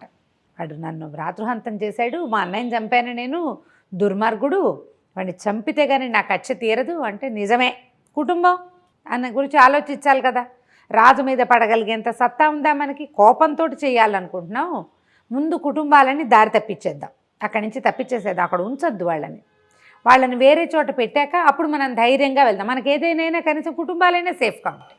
ఓకే, అందుకని ఏం చేశారు, నగరం వైపుకి వెళ్దామనుకున్న వాళ్ళు ఆ నగరం ప్రవేశిస్తూ నగరం వైపుకి కాకుండా గ్రామాల వైపుకి ప్రయాణిద్దామని అనుకున్నారు. అదేమో అర్ధరాత్రి. ఇదంతా ఎప్పుడు జరిగింది, చీకటి పడ్డాక వచ్చారు వీళ్ళు. రాత్రి అయిపోతుంది, అర్ధ కాకపోయినా కొంత మటుకు రాత్రి వేళల్లో మనకు మళ్ళీ అప్పుడు లైట్లా ఏమైనానా ఏమీ లేవు. సరే ఏమనుకున్నారు, అసలు నగరంలో ఏమైనా ఇప్పుడు వీళ్ళని పంపించారు, పారిపోయిన వాళ్ళిద్దరు ఇప్పుడు వీళ్ళ దగ్గర నుంచి కుంతల సైనికులు 2 పారిపోయారు కదా, కదంబ రాజ్యం కుంతలం కాదు కదంబ వాళ్ళు 2 పారిపోయారు, వాళ్ళు ఏమయ్యారో తెలియదు అని చెప్పి చెట్టు ఎక్కి చూద్దామనుకున్నారు. ఏవో గుర్రాలు వెళ్తున్నది తెలుస్తుంది కదా, చెట్టు ఎక్కేసరికల్లా దూరంగా దివిటీలు కనపడుతుంది. సోమకుడికి మంచి ఉత్సాహం చెప్పి ఒరే దివిటీలు కనపడుతున్నాయిరా, మనవాళ్లే ఏమైనా ఎగిసి రాడ్స్ మీద పడ్డారేమో, ఎవరు వీళ్ళు కొంతమంది తిరుగుబాటుదారులు ఉన్నారు కదా, మన వాళ్ళకి అంత సీన్ లేదంటాడు రెండో వాడు. అదేమిటో చూద్దామనుకున్నారు. అక్కడి నుంచి ఇంకా కొంచెం ముందుకు ప్రయాణిస్తే అది ఎట్లా కనపడుతోంది, కోట గోడల మీద నుంచి దివిటీలున్న బాణాలు బల్లేలు అవి పడుతున్నాయి బయటికి. ఏమిటో అల్లకల్లోలంగా ఉంది. వీళ్ళకి అసలు అర్థం కాల. ఇప్పుడు పోరాట యోధులు ఎవరైనా ఉన్నా వీళ్ళంతా రైతులు, వీళ్ళు బల్లేలకి వాటికి వీటికి ఎగిసి ముందుకెళ్ళేంత అంత సాహసం ఉన్నవాళ్ళు కాదు. ఏదో కొంచెం నినాదాలు అవి చేస్తారు, మహా అయితే ఏదైనా కర్ర కథ పుచ్చుకుంటారు, అంతేగాని రాత్రి వేళ పైనుంచి బల్లేలు బరిసెలు తర్వాత కాగడాలు బాణాలు అగ్నివర్షం కురుస్తుంటే దానికి ఎదురొడ్డి నిలిచేంత సాహసం రైతులకేముంటుంది. అవును, అది కాదనుకున్నారు. అసలు అక్కడ ఏం జరిగింది, చీకటి పడంగానే కదంబ రాజ్యం తాలూకు ఇది మూసేస్తారు, కోట గోడ మూసేస్తారు. గోడకి ద్వారం ఉంటుంది, అది పెద్ద అగడుతుంది చుట్టూత. ఒక ద్వారం, చెక్క ద్వారం ఇట్లా అగట్ట మీద నుంచి బయటికి పడుతుంది, దాని మీద నుంచి రావాలి. వీళ్ళు ఏం చేస్తారు, చీకటి పడంగానే మూసేస్తారు. ఏదైనా అత్యవసరమైన వ్యవహారం ఉంటే తప్పిస్తే తీయరు. ఈ కోట తలుపుని ఎవడో కొట్టాడు. ఎవరో కొట్టారు తలుపు. కొట్టేసరికల్లా ఎవరు ఏమిటి అన్నారు, తలుపులు తీయమన్నారు. అనేసరికల్లా తీయకపోతే నేను పగలగొట్టుకొస్తానన్నాడు అవతల వాడెవడో. వీళ్ళు ఏమిటి అని తెప్పరిల్లి 2 కాగడాలు ఉన్నాయి వాళ్ళ దగ్గర. ఒక అరడజన్ కాగడాలు వెలిగించుకొని చూసేసరికల్లా ఒక మహాకాయుడైన వికృతాకారుడైన రాక్షసుడు, వాడికి మొహం మీద 2 కొమ్ములు ఉన్నాయి, ముందుకు 4 కూరలు కనపడుతున్నాయి, ఏదో చర్మం కట్టుకున్నాడు రాక్షసుడు. వాడు తలుపులు పగలగొట్టేశాడు. వీళ్ళు కంగారు పడి చచ్చే లోపలే ఆ మొత్తం చెక్క తలుపంతా పగలగొట్టుకుని బయటకు వచ్చేసాడు. వాడు ఇంచుమించుగా కోట గుమ్మానికి 30కి పైగా ఉన్నాడు. కోట గుమ్మాలు ఎంతంత ఉంటాయి, మామూలు మనుషులు 10 మంది ఒకళ్ళ మీద ఒకళ్ళు ఎక్కితే కరెక్ట్గా గుమ్మం అందుతుంది. వీడు కనీసం 8-9 మంది మనుషులు ఎత్తున్నాడు. ఇంత లావు, పెద్ద ముళ్ళ గద వాడి భుజం మీద, రాతి గద, దానికి ముళ్ళున్నాయి. కొంతమంది కేకలు పెట్టి మూర్చపోయారు చూసి, కొంతమంది హడిలిపోయారు, పారిపోయారు. కొంతమంది వాళ్ళల్లో ఒకడిని దొరకపుచ్చుకున్నాడు. వాడు పుచ్చుకునేసరికల్లా వాడు కంగారు పడి, దొర రవో రాక్షస దొర, నువ్వు ఎక్కడికి వెళ్తావో ఎడం చేతి వైపు ఉన్న ఇళ్ళకి మాత్రం వెళ్ళకు, అక్కడ నా కుటుంబం ఉంది, నువ్వు ఎవరిని కావాలంటే వాళ్ళని విరుచుకు తిను, మనుషుల్ని తినడానికి వచ్చాడు అనుకున్నారు. వాడు అన్నాడు పక్కపక్కనే పెడితే, మనుషుల్ని తినే పిచ్చిది రాక్షసుని అనుకుంటున్నావా, మహారాక్షసుని కుంభీరుడు నా పేరు, మీ రాజుగారి అమ్మాయిని తన కొడుక్కి చేసుకోవాలని మా రాజు ఫీల్ అయ్యాడు. ఓహో, రాజుగారి అమ్మాయిని ఎత్తుకోవడానికి వచ్చా. రాజకుమార్తె చాలా అందగత్తెట కదా, ఎక్కడ ఉంటుంది రాజకుమార్తె అంటే, చెప్పకుండా ఎలా కుదురుతుంది, వాడు ఎంత మనిషి కింద ఒక మెడపుచ్చుకొని పైకి ఎత్తాడు. అటువైపు అంతఃపురం ఉందని చూపించాడు. సరే అంతఃపురం, గొడవ చేయొద్దన్నాడు వీళ్ళని. నేనేం గొడవ చేయడానికి రాలా, ఇక్కడ ఎవరిని చంపను, నేనేం చేయను, అమ్మాయిని తీసుకుని వెళ్ళిపోతా, నిశ్శబ్దంగా పని చేసుకురావాలనేది నా ఆజ్ఞ, కాబట్టి మీరు మాట్లాడకుండా ఉండండి అన్నాడు. సరే ఏమైంది, ఈ ముందు గలభా తలుపులు పగిలిన శబ్దం వినపడింది. మళ్ళీ తర్వాత సద్దుమణిపోయింది కదా, ఇంకేం లేదు. జనాలు కొంచెం నిద్రలో అదాటి ఉలికి పడతారు, పక్కన ఏం చప్పుడు లేదనుకో సర్దు కొడుకు. అవును, నిద్రలు పోయే సమయం అయిపోయింది, 10 గంటలు 11 గంటలు అవుతుంది అటు ఇటుగా. అక్కడి నుంచి ఇతను ఏం చేశాడు, అంతఃపురం వైపుకి వెళ్ళాడు. ఒక ఎత్తైన గోడ ఉంది, గోడ దాటాడు. గొడవ చేయదలుచుకోలేదు కదా. ఈ దాటే సమయంలో ఏమైంది, అతను మడమ తగిలి ఆ ప్రాకారం కాస్త పెళ్ళుమని విరిగిపడి ముందో పెద్ద తలుపు చప్పుడైంది. ఒక 20-10 నిమిషాల గ్యాప్లో మళ్ళీ పెద్ద ఢామ్ అనింది. పైగా ఈ రాతి గోడ కూలేసరికి భూకంపం వచ్చిన లాంటి ఒక ఎఫెక్ట్ వచ్చింది. హడిలిపోయారు జనానికి. భూకంపం భూకంపం అని అరిచి కేకలు పెట్టారు. ఈ శబ్దాలు వినేసరికల్లా అప్పుడే పడుకుంది కాంతిసేన. అంతఃపురంలో ఆడవాళ్ళు కూడా అందరూ వీణలు వాయిద్యాలు వాయించారు, ఎవరి దాని వాళ్ళు డ్యాన్సులు చేశారు. అందరూ అప్పుడే పక్కల మీదకి జస్ట్ పడుకున్నారు. ఒక అరగంట అయిందేమో, 20 నిమిషాలు అయి ఉంటుంది. ఈ శబ్దం వినేసరికల్లా ఏదో భూకంపం వచ్చింది రాజకుమారి అని కేకలు పెట్టారు కొంతమంది. అంతా బయటకు వచ్చారు. గవాక్షంలో నుంచి చూడకుండా బాల్కనీలో నుంచి చూడడానికి బయటకు వచ్చారు. వచ్చేసరికల్లా ఏముంది, ఈయన పైకి వచ్చేసాడు. మధ్యలో ఎవడో కనపడితే వాడిని అడిగాడు. వాడు హడిలిపోతుంటే, ఎరా కాంతిసేన ఎక్కడుందని. కాంతిసేన పైన ఉంది, బాల్కనీలో ఉంది అని చక్క. చూడంగానే కేవ్వు అని కేక పెట్టింది, మూర్చపోయింది. వీళ్ళంతా కేవు కేవు కేవు కేవు అని కేకలు పెట్టేస్తారు అమ్మాయిలు. ఆయన ఏమన్నాడంటే, కంగారు పడకండి, రాజకుమార్తె అందంగా ఉంది, మీరందరూ ఇంకా అందంగా ఉన్నారు, మీరు కూడా అందంగానే ఉన్నారు. మీలో ఎవరైనా కొంతమంది నాతోటి వస్తే, మా వాళ్ళల్లో ఇంకా మంచి కుర్రాళ్ళు ఉన్నారు, వాళ్ళకి ఇచ్చి పెళ్లి చేసుకుంటారు. ఆకారం అంటారా, ఇంచుమించు నాలాగానే ఉంటారనగానే కేకలు పెట్టి కొంతమంది పారిపోయారు, కొంతమంది పడిపోయారు. ఈ పిల్లని గుడ్డబొమ్మని భుజాన్ని వేసుకున్నట్టుగా ఈ కాంతిసేనని ఎత్తి భుజాన్ని వేసుకున్నాడు. మెట్లు దిగేశాడు, గోడ దాటాడు. దాటంగానే అక్కడ ఉన్న ఒక 10 మంది సైనికుల్లో 5-6 చూసేశారు. అంతఃపురంలో నుంచి వస్తున్నాడు, వీడి భుజం మీద రాజకుమార్తె ఉంది. కేకలు పెట్టేశారు వాళ్ళు. ఇంకేముంది, రాజకుమార్తెను రాక్షసుడు ఎత్తుకుపోతున్నాడు అనగా ఈయన గబగబా 2 అడుగులు వేసి ఓ చెట్టు కింద దక్కున్నాడు. చెట్టు నీడల్లో నల్లటి వాళ్ళు కలిసిపోతారు. ఈ రాజకుమార్తె భుజం మీద ఉందా, అతని చెయ్యి ఉంది, ఆమె నగలు కూడా ఏం కనపట్టల్లా. నగలు మెరుస్తాయి మామూలుగా, చీకట్లో కనిపించట్లా. చీకట్లో నుంచున్నాడు. జనాలంతా అంతఃపురం వైపు కొంతమంది పరిగెత్తారు, రాజుగారి చెప్పడానికి కొంతమంది పరిగెత్తారు. ఈ సందట్లో ఈయన చల్లగా ప్రాకారం దాటేసి అగట్ట మీద నుంచి ఒక్క దూకేసి అగట్ట మీదకి అట్నుంచి దూకి భుజాన్ని వేసుకుని నడవటం మొదలు పెడతాడు. ఎప్పుడైతే ఈ రాక్షసుడు అగట్ట దాటాడో మొత్తం కబుర్లు తెలిసిపోయినాయి. రాజుగారు బయటకు వచ్చేసాడు, మరి సైనికులందరూ ప్రాకారాలు బురుజులు ఉంటాయి కదా, కోట గోడలు, దాని మీదకి ఎక్కేశారు. ఎక్కేసరికల్లా కేకలు పెట్టారు, అమ్మ అమ్మ పిల్లని ఇంకేముంది, రాజకుమార్తెని తీసుకెళ్ళిపోతాడు, ఈ మూర్చబడిపోయిన చెలికత్తెల్లో కొంతమంది ఆయన పెళ్లి చేసుకోవడానికి తీసుకెళ్తున్నాడు అనే ఇన్ఫర్మేషన్ ఇచ్చారు. తనకు కాదు పెళ్ళి, వాళ్ళ రాజుగారు అబ్బాయికి ఇచ్చి. అక్కడి నుంచి ఇంకేముంది, ఉగ్రసేనుడు హడావిడిగా బయలుదేరి మంత్రికి చెప్పాడు, మీరు కోటను జాగ్రత్తగా చూసుకోండి, నేను అమ్మాయిని రక్షించుకొస్తాను అని చెప్పి పంచకళ్యాణి గుర్రాన్ని తెప్పించేసరికల్లా ముందు అసలు ఏం జరుగుతుందో, ఎటు వెళ్తున్నాడో తెలియాలిగా. గబగబా ఇద్దరు కలిసి మేడెక్కేసరికల్లా సరే మన వాళ్ళని అగ్ని బాణాలు వేయమనండి, రాక్షసుడు చీకట్లో ఏ పక్కకి వెళ్తున్నాడో కనపడుతుందంటే బాణాలు వేయడం మొదలుపెట్టారు. బాణాలు వేస్తే ఏమవుతుంది, బాణాలు కరెక్ట్గా సినిమాటిక్గా ఓ చోట ఎందుకు పడతాయి, అన్ని పక్కలకి పడతాయా? ప్రజలు ఈ లోపల ఈ సందడి, ఈ గోల, ఈ కేకలు, ఈ మధ్యలో ప్రాకారాలు బురుదులు పడిపోయిన శబ్దాలతోటి చాలామంది బయటకు వచ్చారు. ఏదో భూకంపం వస్తుందని భయం వేస్తుంది చూడు ఎవరికైనా. ఈ అగ్ని బాణాల్లో కొన్ని ఇళ్ల మీదకి పడేసరికల్లా వాళ్ళు కంగారు పడి ఇళ్ళు ఆర్పుకోవడానికి వాళ్ళు పరిగెత్తారు. రాజకుమార్తెను ఎవడు రక్షిస్తాడు, సొంత ప్రాణాలు చూసుకోవద్దు. చూసారా దుర్మార్గులు ప్రజలు, మనకేదైనా అవసరం వస్తే ఇలా మనకేం చేయరు, వాళ్ళే వాళ్ళ ఇల్లు కాపాడుకోవడం వాడికి అవసరం కాదు అనేసి సరే ఏమన్నాడు, నువ్వు జాగ్రత్తగా ఉండు. ఇక మనం ఏం చేసాము, కుంతల రాజ్యం మంత్రి గారి అబ్బాయిని చంపేశాం. ఆ రాజును నమ్మడానికి వీల్లేదు, అతను ఏదైనా చేస్తాడు, వాడిని నమ్మడానికి వీల్లేదు. చీకటి మాటను వాడేమైనా మళ్ళీ ఇటు వస్తాడేమో, అసలు ఈ రాక్షసుడు ఎక్కడున్నాడో చూడాలని రాజుగారు బయలుదేరాడు. ఈ మొత్తం సీను ఈ సోమకుడు ధూమకుడు పైన కూర్చుని చూశారు.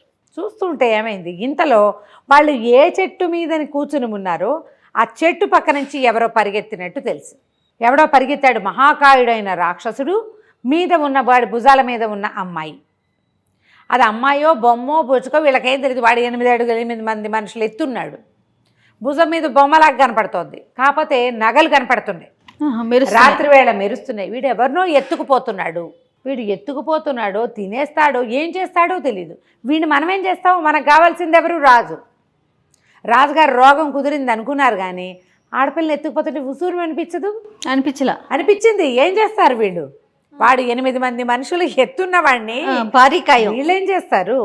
ఇంతలో ఏమైంది, అక్కడి నుంచి జనాలు వస్తున్నట్టుది, సందళ్ళు ఏవో తెలుస్తున్నాయి. వీళ్ళిద్దరూ ప్రాణాలు గుప్పెట్లో పెట్టుకుని ఉంచున్నారు. రాజకుమార్తెని కాంతిసేనని ఎత్తుకుపోయాడు. సోమకుడు ధూమకుడు ఇద్దరు చెట్టు మీద కూర్చుని చూశారు. ఇది చూస్తుంటే సందట్లో అట్నుంచి వెలుగొస్తోంది, నగరం వైపు నుంచి వెలుగొస్తోంది. రాజు ఏం చేశాడు, కొంతమంది సైనికులను వెంబడి పెట్టుకుని పంచకళ్యాణి గుర్రమెక్కి కూతుర్ని వెతుక్కుంటూ వస్తున్నాడు. దివిటీలు పుచ్చుకుని సైనికులు కొంతమంది వస్తున్నారు. ఇక్కడేమో వీళ్ళు ఈ చెట్టు మీద ఎక్కారు కదా, వీళ్ళు ఎక్కిన చెట్టు వీళ్ళకి అప్పటికి కొంచెం చాలాసేపు అయింది. కొంచెం చూసుకుంటే తెలిసింది, ఆ గుహల వైపుకి దారి తీశాడు ఈ ఎత్తుకున్న రాక్షసుడు. ఈ పిల్లని ఎత్తుకుని వెళ్తున్నాడు కదా, వెళ్ళేసరికల్లా ఈ పరిగెత్తుకొస్తున్నాడు. పరిగెత్తేటప్పుడు ఒక రకమైన హైరాన్ ఉంటుంది, దబదబలాడుతుంది నేల. మనం పరిగెడుతుంటే దమదమ అంటుందా. రాత్రి వేళ చీకట్లో అడవిలో నిర్మానుష్యంగా ఉన్న చోట ఒక ఆకారం కలిగిన వాడు పరిగెడుతుంటే వాడి అడుగులు చప్పుడు మామూలుగానే దబా దబా వస్తుంది. పరిగెడితే ఇంకెట్లా ఉంటుంది. ఇంతలో ఏమంది, ఎవడ్రా నువ్వు, ఎవర్రా మీరు అని లోపల నుంచి కేక వినపడింది. కేక వినపడేసరికల్లా ఈయన ఉలిక్కిపడ్డాడు. ఎత్తుకెళ్తున్నవాడు కుంభీరుడు. నువ్వెవరు అన్నాడు. అనేసరికల్లా నేనెవడినా అని బయటకు వచ్చాడు. ఈ సోమకుడు ధూమకుడు ఇద్దరు చూస్తున్నారు. ఆ లోపల నుంచి వచ్చినవాడు సన్నగా పొడుగాటివాడు, చేతిలో ఒక మంత్రదండం ఉంది. కుంభీరుడంత పొడుగులేడు, కానీ వీడు మహాకాయుడే, సన్నగా పొడుగ్గా ఉన్నాడు. వాడు వస్త్రధారణ, మెడలో పుర్రెల దండ, తర్వాత ఏమో ఈ చేతి దండానికి ఒక పుర్రు ఉంది, దానికి ఒక తమాషా సింహం పుర్రె కాదు, ఒక సింహం లాంటి ఒక మొహం ఏదో ఉంది.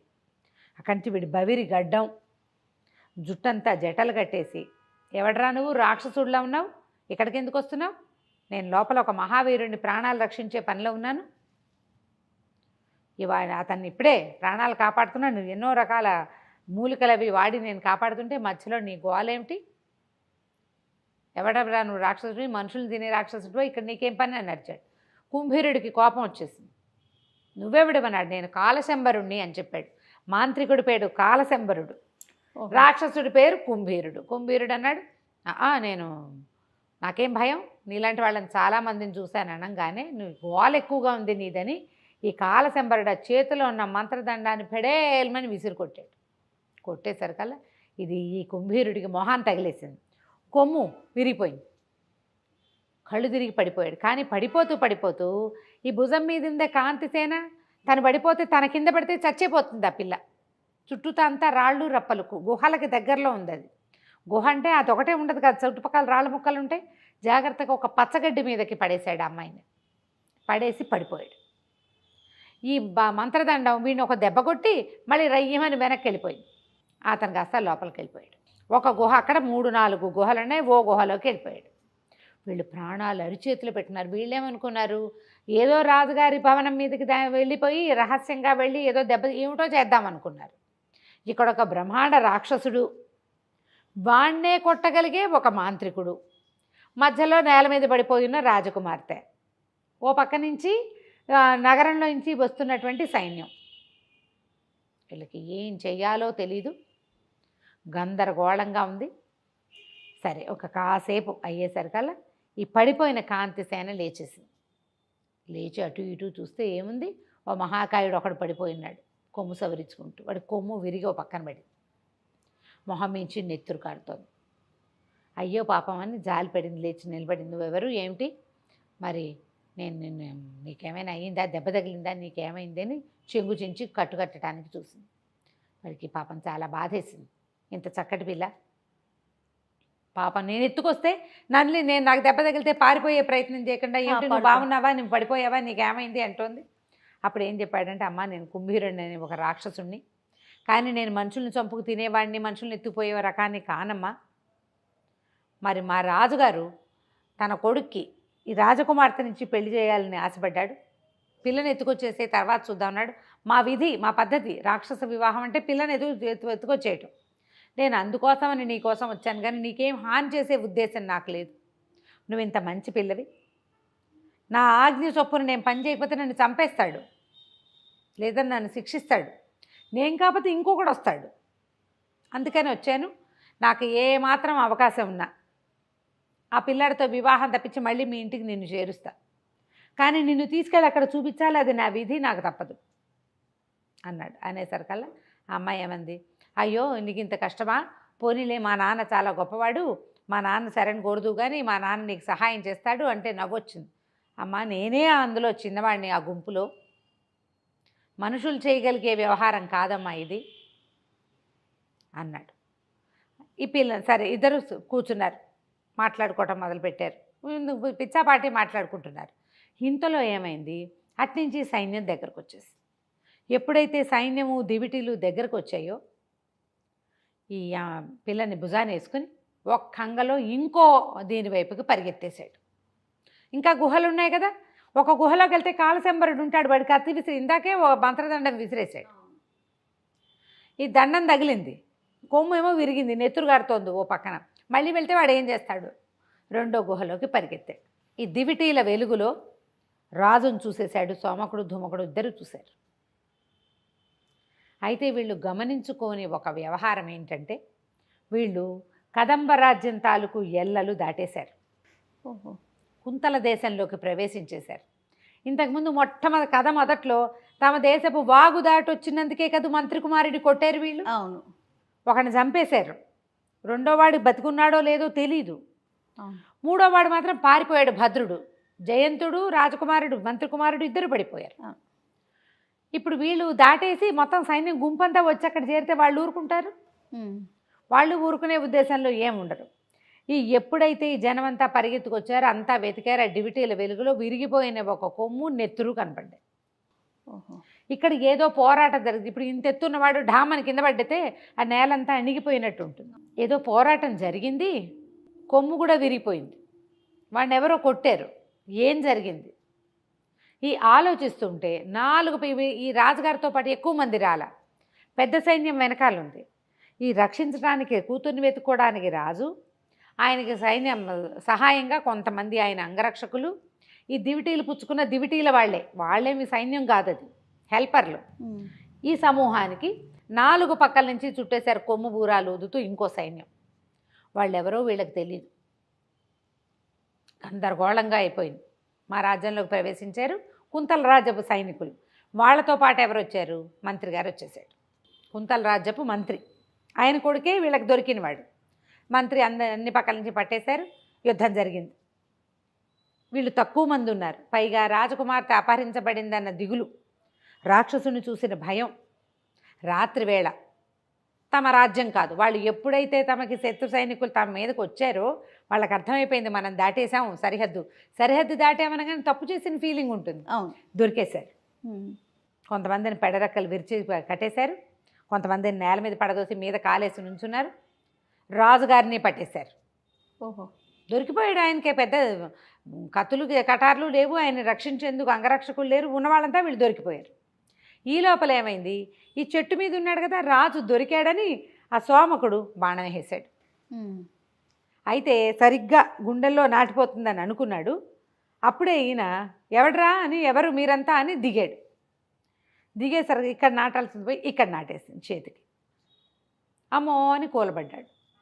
అక్కడి నుంచి ఇదేమిటి, ఎవరు పడిపోయారు, ఏం పడిపోయారు, ఎవరు కొట్టారు అన్నీ చూసేసరికల్లా ఆ బాణం ఈ లోపల వీళ్ళతో పాటు ఒక రాజవైద్యుడు వచ్చాడు, కుంతల రాజ్యం వాళ్ళతో పాటు. కదంబ రాజ్యం వాళ్ళు తెచ్చుకోవాలి, వాళ్ళు పరిగెత్తుకొచ్చేసారు కదా ఆగమేఘాల మీద. వాళ్ళు ప్లాన్డ్గా వచ్చాడు మంత్రి. ఎందుకంటే తన కొడుక్కి దెబ్బ తగిలిందని భద్రుడు చెప్పాడు. ఒకవేళ పిల్లాడు ఎక్కడైనా శరీరం దొరికితే వైద్యం చేయించడానికి డాక్టర్ వద్దు, ప్లాన్డ్గానే తెచ్చుకున్నారు. వైద్యుడిని కాకేశారు. వైద్యుడు చకచక బాణం లాగాడు. అమ్మో రాజుగారు మూలుగుతుంటే పక్కపక్క నవ్వాడు మంత్రి.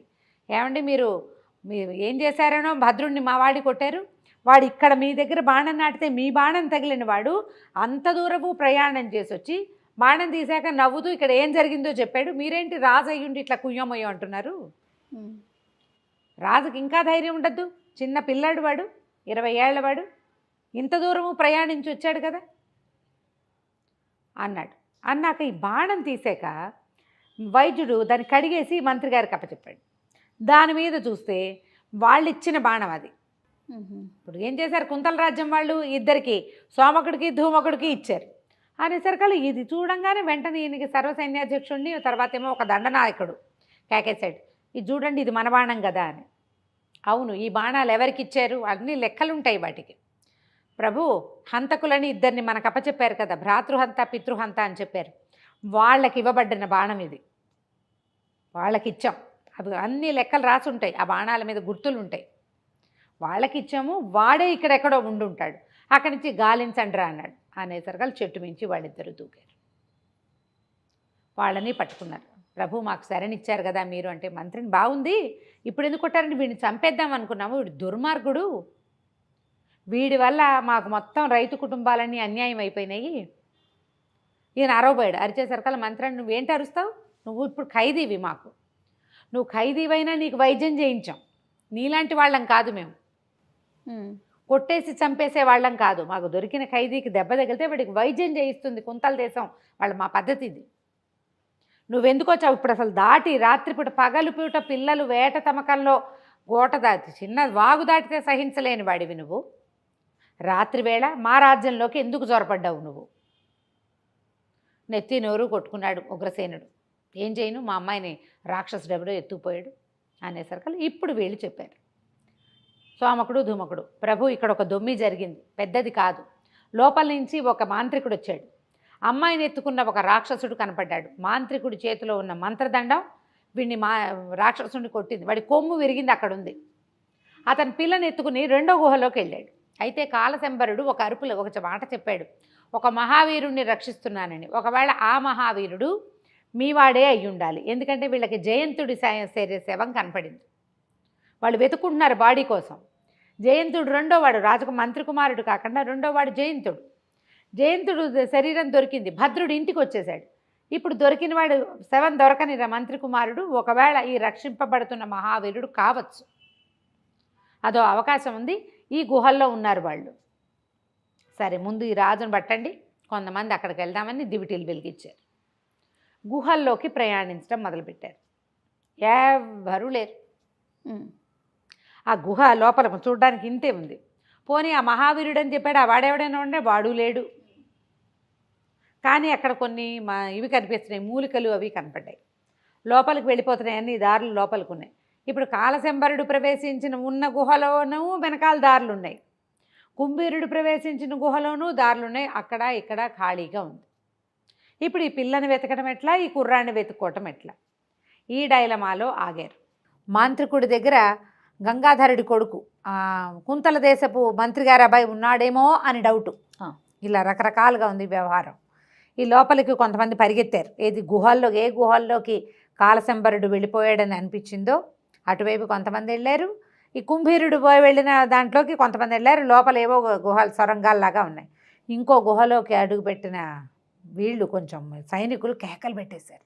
వాడు లోపల చావు కేకలు పెడుతుంటే బయట వాడు వెళ్ళటానికి భయపడతాడు. అక్కడ ఉన్నది రాక్షసుడో తెలీదు, మాంత్రికుడో తెలియదు. దాంతో ఈ సోమకుడు ధూమకుడు ఉన్నారు కదా, వాళ్ళు పరుగులు పెట్టారు లోపలికి.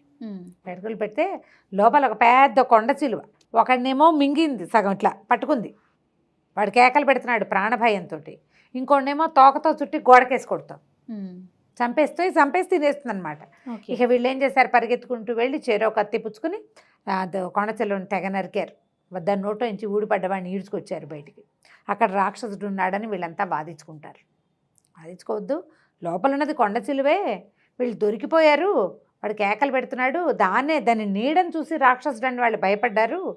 పట్టుకున్నది పాము అని కూడా వాళ్ళకి అర్థం కాలేదు. చీకట్లో మేము వెలుగులో నుంచి వెళ్ళాం, మాకు కనపడుతోంది అని చెప్పారు. చెప్పి ఆ గుహల్లో చూస్తుంటే ఏదో మెరుస్తూ కనపడింది సోమకుడికి. తీరా చూస్తే అది కాలశంబరుడి మంత్రదండం. అంతకుముందు ఈ మంత్రదండమే వచ్చి కుంభీరుడి కొమ్ము విరక్కొట్టింది. అక్క మంత్రదండం పుచ్చుకుని ఇదిగోండి దొరికిందంటే ఈ గంగాధరుడు మంత్రి గారు ఉన్నాడు కదా, కుంతల రాజపు మంత్రి, ఆయన అన్నాడు నీకు దొరికింది కాబట్టి అది నువ్వే ఉంచుకోమన్నాడు. దాంతో ఏం చేసుకుంటారు మంత్రదండంతో? కాకపోతే అది ఎట్లా ఉంది, ఇట్లా కొంచెం మెలికలు తిరిగి కడ్డీలాగా ఉన్న పాములాగా ఉంది. సరే అది ఇట్లా దట్టీలో పెట్టుకున్నాడు. ఇంకా డిస్కషన్ మొదలుపెట్టారు.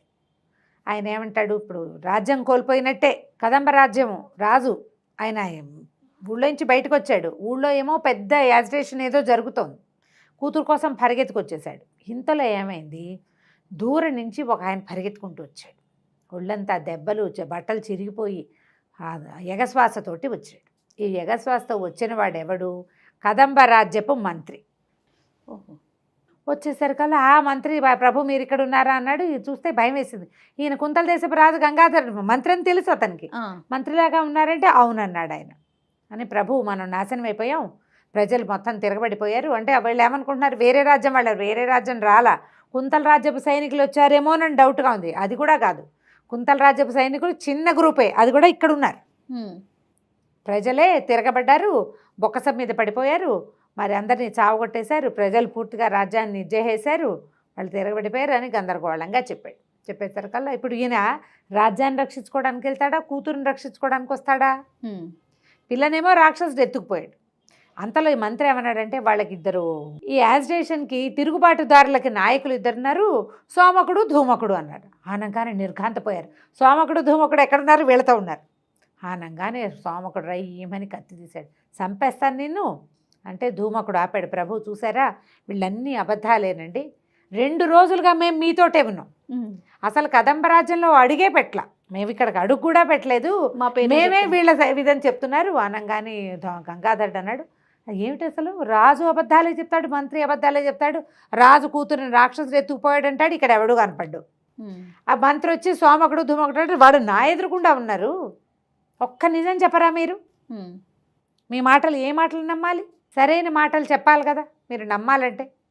ఇంతలో ఏమైంది, ఇంకొకడు గుడ్డలంతా చిరిగిపోయి అక్కడ ఇక్కడ కాలిన మచ్చలతోటి ఇంకోటి పరిగెత్తుకొచ్చాడు. వీడెవడు కోశాధికారి. ప్రభు బొక్కసం అంతా ఖాళీ అయిపోయింది, ప్రజలు దోచుకుపోయారు.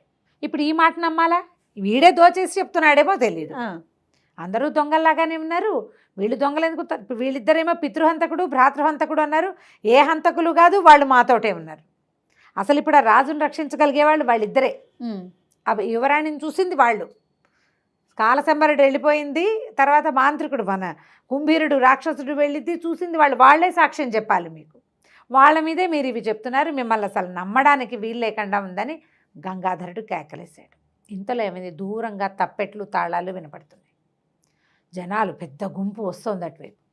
వస్తుంటే ఏమిటంటే కోశాధికారి అన్నాడు ప్రజలే రాజును చంపడానికి వస్తున్నారు అని చెప్పేసరికి గంగాధరుడు అన్నాడు ఇట్లా కుదరదు, వీళ్ళని మేము అరెస్ట్ చేసాం, మా తాలూకు పాలనలో ఉన్నట్టు వచ్చేసారు వీళ్ళు, రోడ్డు దాటేసి వాళ్ళ వాగు దాటి ఇవతలకు వచ్చేసారు కదా, ఇది మా రాజ్యం, పైగా వీళ్ళని నేను పట్టుకున్నాను, నా అదుపులో ఉన్నవాడిని ఇంకోటికో చంపడానికి వీల్లేదు, అప్పుడు వాడు నాకు శత్రువు అవుతాడు అనేసి సోమకుడు ధూమకుడికి చెప్పారు.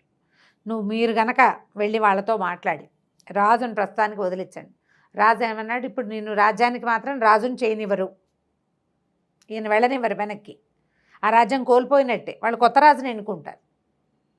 అక్కడి నుంచి గంగాధరుడు సోమకుడికి ధూముడికి అర్థమయ్యేలాగా చెప్పారు. సోము ధూము వాళ్ళిద్దరికి, మీరు సరిగ్గా ఆలోచించండి, మీరు పగ తీర్చుకోవాలి సరే, ఇప్పుడు రాజు లేని రాజ్యం ఏమవుతుంది? ఎవడో ఒక రాజు ఉండాలా, వీడు కాదు. ప్రజలు ఎవ్వరూ రాజు అవ్వటానికి ఇష్టపడరు. ఆ రోజుల్లో ఎలా ఉండేది, క్షత్రియుడు ఫలానా వంశం వాడని ఒక లెక్క ఉండేది, వాళ్ళే రాజుగా ఉండాలి. వాళ్ళు తిరుగుబాటు చేశారు కానీ రాజు అయిపోవాలని కాదు, రాజు మీద తిరుగుబాటు అంతే. మీరు వెళ్ళి మాట్లాడండి అంటే వీళ్ళు పరిగెత్తుకుంటూ వెళ్ళారు. వీళ్ళని చూసేసరికి అలా వచ్చిన ప్రజలు అందరూ డ్యాన్సులు చేస్తున్నారు, ఎగురుతున్నారు, చాలా సంతోషంగా ఉన్నారు, రాజ్యాన్ని కైవసం చేసేసుకున్నామని. అక్కడి నుంచి ఇదిగో సోమకుడు ధూమకుడు వచ్చారు, అసలు ఈ గొడవ మొదలుపెట్టిందే వీళ్ళు వచ్చారు కాబట్టి వీళ్ళు మనకి మంచిగా ఐడియా ఇస్తారు రాజుని చంపటానికని అందరూ ఆగారు. ఆగితే ఇతను ఏమన్నారు, వీళ్ళిద్దరు చెప్పారనమాట, మన చేతుల్లో లేదు, రాజుని చంపటం మన వశం కాదు, ఎందుకంటే ఆయన కుంతల రాజ్యపు మంత్రి ఇక్కడ ఉన్నాడు, ఆయన అదుపులో మన రాజు ఉన్నాడు, ఇక రాజు లేడు, ఇంకా ఏదైనా చేసామా మనం అంతా ఒట్టిగా ఏదో కర్రలు కటార్లు పుచ్చుకుని మీద పడ్డాం, వాళ్ళు రెడీగా లేరు, ఈ రాక్షసుడి భయంతో కొంతమంది పారిపోయారు, దాంతో దొరికేశారు. దాంతో దొరికింది కానీ కుంతల రాజ్యపు సైనికులు సుశిక్షితులు, పైగా వాళ్ళ రాజు గట్టివాడు, సైనికులు రాజు మాట వింటారు, మనం దొరికిపోతాం, కాబట్టి ఈ గొడవ కాదు, ఎవరైనా సరైన వాళ్ళు ఒక నలుగురు వచ్చి మాట్లాడండి అంటే ఆ నగర పెద్దలు నలుగురు వృద్ధులు ముందుకు వచ్చారు. మరి ఇప్పుడు రాజు సరైనవాడు కాదు, మంత్రి సరైనవాడు కాదు, మనకు రాజు ఎవరు ఉండాలి, రాజ్యానికి రాజు ఉండవలసిందే. అప్పుడు యువరాణి కాంతిసేనని మాకు రాజుని చేయమని అడిగారు వాళ్ళు. ఓహో, సరే యువరాణే రాజు అవుతుంది, ఈయనతో సంబంధం లేదు, ఈ రాజుని దించేసినట్టే, ప్రజలే ఎన్నుకున్న రాజు కాబట్టి ఆవిడ ప్రజారంజకంగా పరిపాలిస్తుంది, ప్రజలకు నచ్చేలా చెయ్యాలి అని చెప్పి మాట్లాడుకున్నారు. మీరంతా వెనక్కి తిరిగి వెళ్ళిపోండి అని చెప్పేసి అందరినీ పంపించేశారు. వెనక్కి వచ్చి చెప్పారు కాంతిసేనే రాజు అవుతుందంటే ఇప్పుడు కాంతిసేన ఏది, అసలు ఆవిడ ఉండాలి కదా, అసలు ఇబ్బంది కాంతిసేనతో కదా. సరే మేము కాంతిసేనని వెతికి పట్టుకుంటామన్నారు. నేను చెప్పాడు గంగాధరుడు, రాజు ఇక్కట్లలోనే ఉన్నాడు, మీ రాజు, నేను ఇక్కట్లలోనే ఉన్నా, వీళ్ళు లోపలికి వెళ్ళారు కదా, అది అందులోకి వెళ్తే అక్కడ ఒక శవం కనపడింది, వాళ్ళకి సగం జంతువులు తినేసింది, అది జయంతుడి శవం, అది శశికాంతుడితో పాటు ఉన్నాడు, శశికాంతుడు జయంతుడు భద్రుడు ముగ్గురు వచ్చారు మొట్టమొదట, ఒకడు పరిగెత్తుకుంటూ వెనక్కి వెళ్ళిపోయాడు, అవును, రెండో వాడు చచ్చిపోయాడు, అప్పుడే మూడో వాడికి దెబ్బలు తగిలినాయి, శశికాంతుడిని కాలసంబరుడు పట్టుపోయినట్టు. ఈ బాడీ జయంతుడిది, అంటే శశికాంతుడు జీవించి ఉండడానికి కొంత అవకాశం ఉంది, కానీ కాలసంబరుడు తీసుకుపోయి ఏం చేస్తాడు ఏమీ తెలియదు. ఈయన దుఃఖంగానే ఉన్నాడు, నువ్వు ఇబ్బందిలోనే ఉన్నావు, నేను ఇబ్బందిలోనే ఉన్నా, పైగా బాణం గుచ్చుకుంది ఇతనికి ఉగ్రసేనుడికి, అతను ఏం చేయలేడు. సరే సోమకుడు ధూమకుడు వెళ్తామంటే నీకు అర్ధరాజ్యం ఇస్తానన్నాడు, నా కూతురుని తీసుకురా నీకు అర్ధరాజ్యం ఇస్తానంటే నీకు అసలు రాజ్యమే లేదు, బోడి నువ్వు మాకు ఇచ్చేదేమిటి అని చెప్పి పోట్లాడారు. రాజు మొహం గిట్టట్లేదు వాళ్ళకి, కానీ అమ్మాయిని తీసుకురావాలనుకున్నారు. సరే ఇప్పుడు ఆవిడని రాజుని చెయ్యాలి కదా. సరే ఈయనేమన్నాడంటే కుంతల దేశపు మంత్రి గంగాధరుడు, మీకు సైనిక దుస్తులు ఇప్పిస్తా, ఒక కాగితం రాసిస్తాను, మధ్య దారిలో ఎక్కడైనా ఏ రాజ్యంలో అయినా కుంతల రాజ్యపు పని మీద వెళ్తున్నాము అని ఒక అధికార పత్రం అంటే. సరే సైన్యాధిపతి ఏం చేశాడు, ఓ 2 మంచి గుర్రాలు తెప్పించారు, సైనిక దుస్తులు వేశారు, అధికార పత్రం ఇచ్చారు. అధికార పత్రం ఇచ్చి కత్తి ధనుసు, సోము బాగా బ్రహ్మాండంగా బాణాలు వేస్తాడు, ధూమకుడు మంచి చేయి తిరిగిన వాడే. సరే ఇద్దరిని గుర్రాలకి ఇచ్చారు. ఈ గుర్రం ఎక్కాక ఏమైంది, సడన్గా ఇతని బొడ్లో ఒకటి దోపుకున్నాడు సోమకుడు. అదేమిటది, కాలసంబరుడి మంత్రదండం, దాంట్లో నుంచి ఏదో పిచ్చి శబ్దం వచ్చి ఒక్క ఎగిరింది, అది బొడ్లో నుంచి ఎగిరిపోయింది, దట్టిలో నుంచి. ఆ ఎగిరిపోతున్న దాన్ని పట్టుకున్నాడు, పైకి ఎగిరి గుర్రం మీద నుంచి పడ్డాడు కిందకి, దాన్ని మాత్రం వదిలిపెట్టలే. దాంట్లో నుంచి ఒక విచిత్రమైన శబ్దాలు, అది గింజుకుంటోంది, ప్రాణం ఉన్న పాము గింజుకున్నట్టు గింజుకుంటోంది. ఆశ్చర్యపోయారు, ఇది మంత్రదండం. ఇప్పుడు వాళ్ళకి అర్థమైంది, దాంట్లో నుంచి ఏవో అస్పష్టమైన శబ్దాలు వినపడుతున్నాయి. అంటే కాలసంబరుడు దీన్ని పిలుస్తున్నాడు, ఏది నా దండం అంటే పరిగెత్తుకుంటూ వెళ్ళాలి ఇది, అందుకని గింజుకుంటోంది. సరే ఇప్పుడు ఆలోచిస్తే ఈ దండం తూర్పు వైపుకి పరిగెత్తడానికి చూస్తోంది, అంటే తూర్పున ఉన్నాడు కాలసంబరుడు.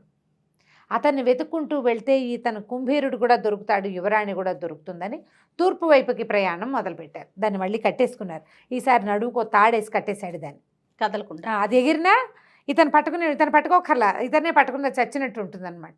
ఇక తూర్పు వైపుకి ప్రయాణం చేయటం మొదలెట్టారు.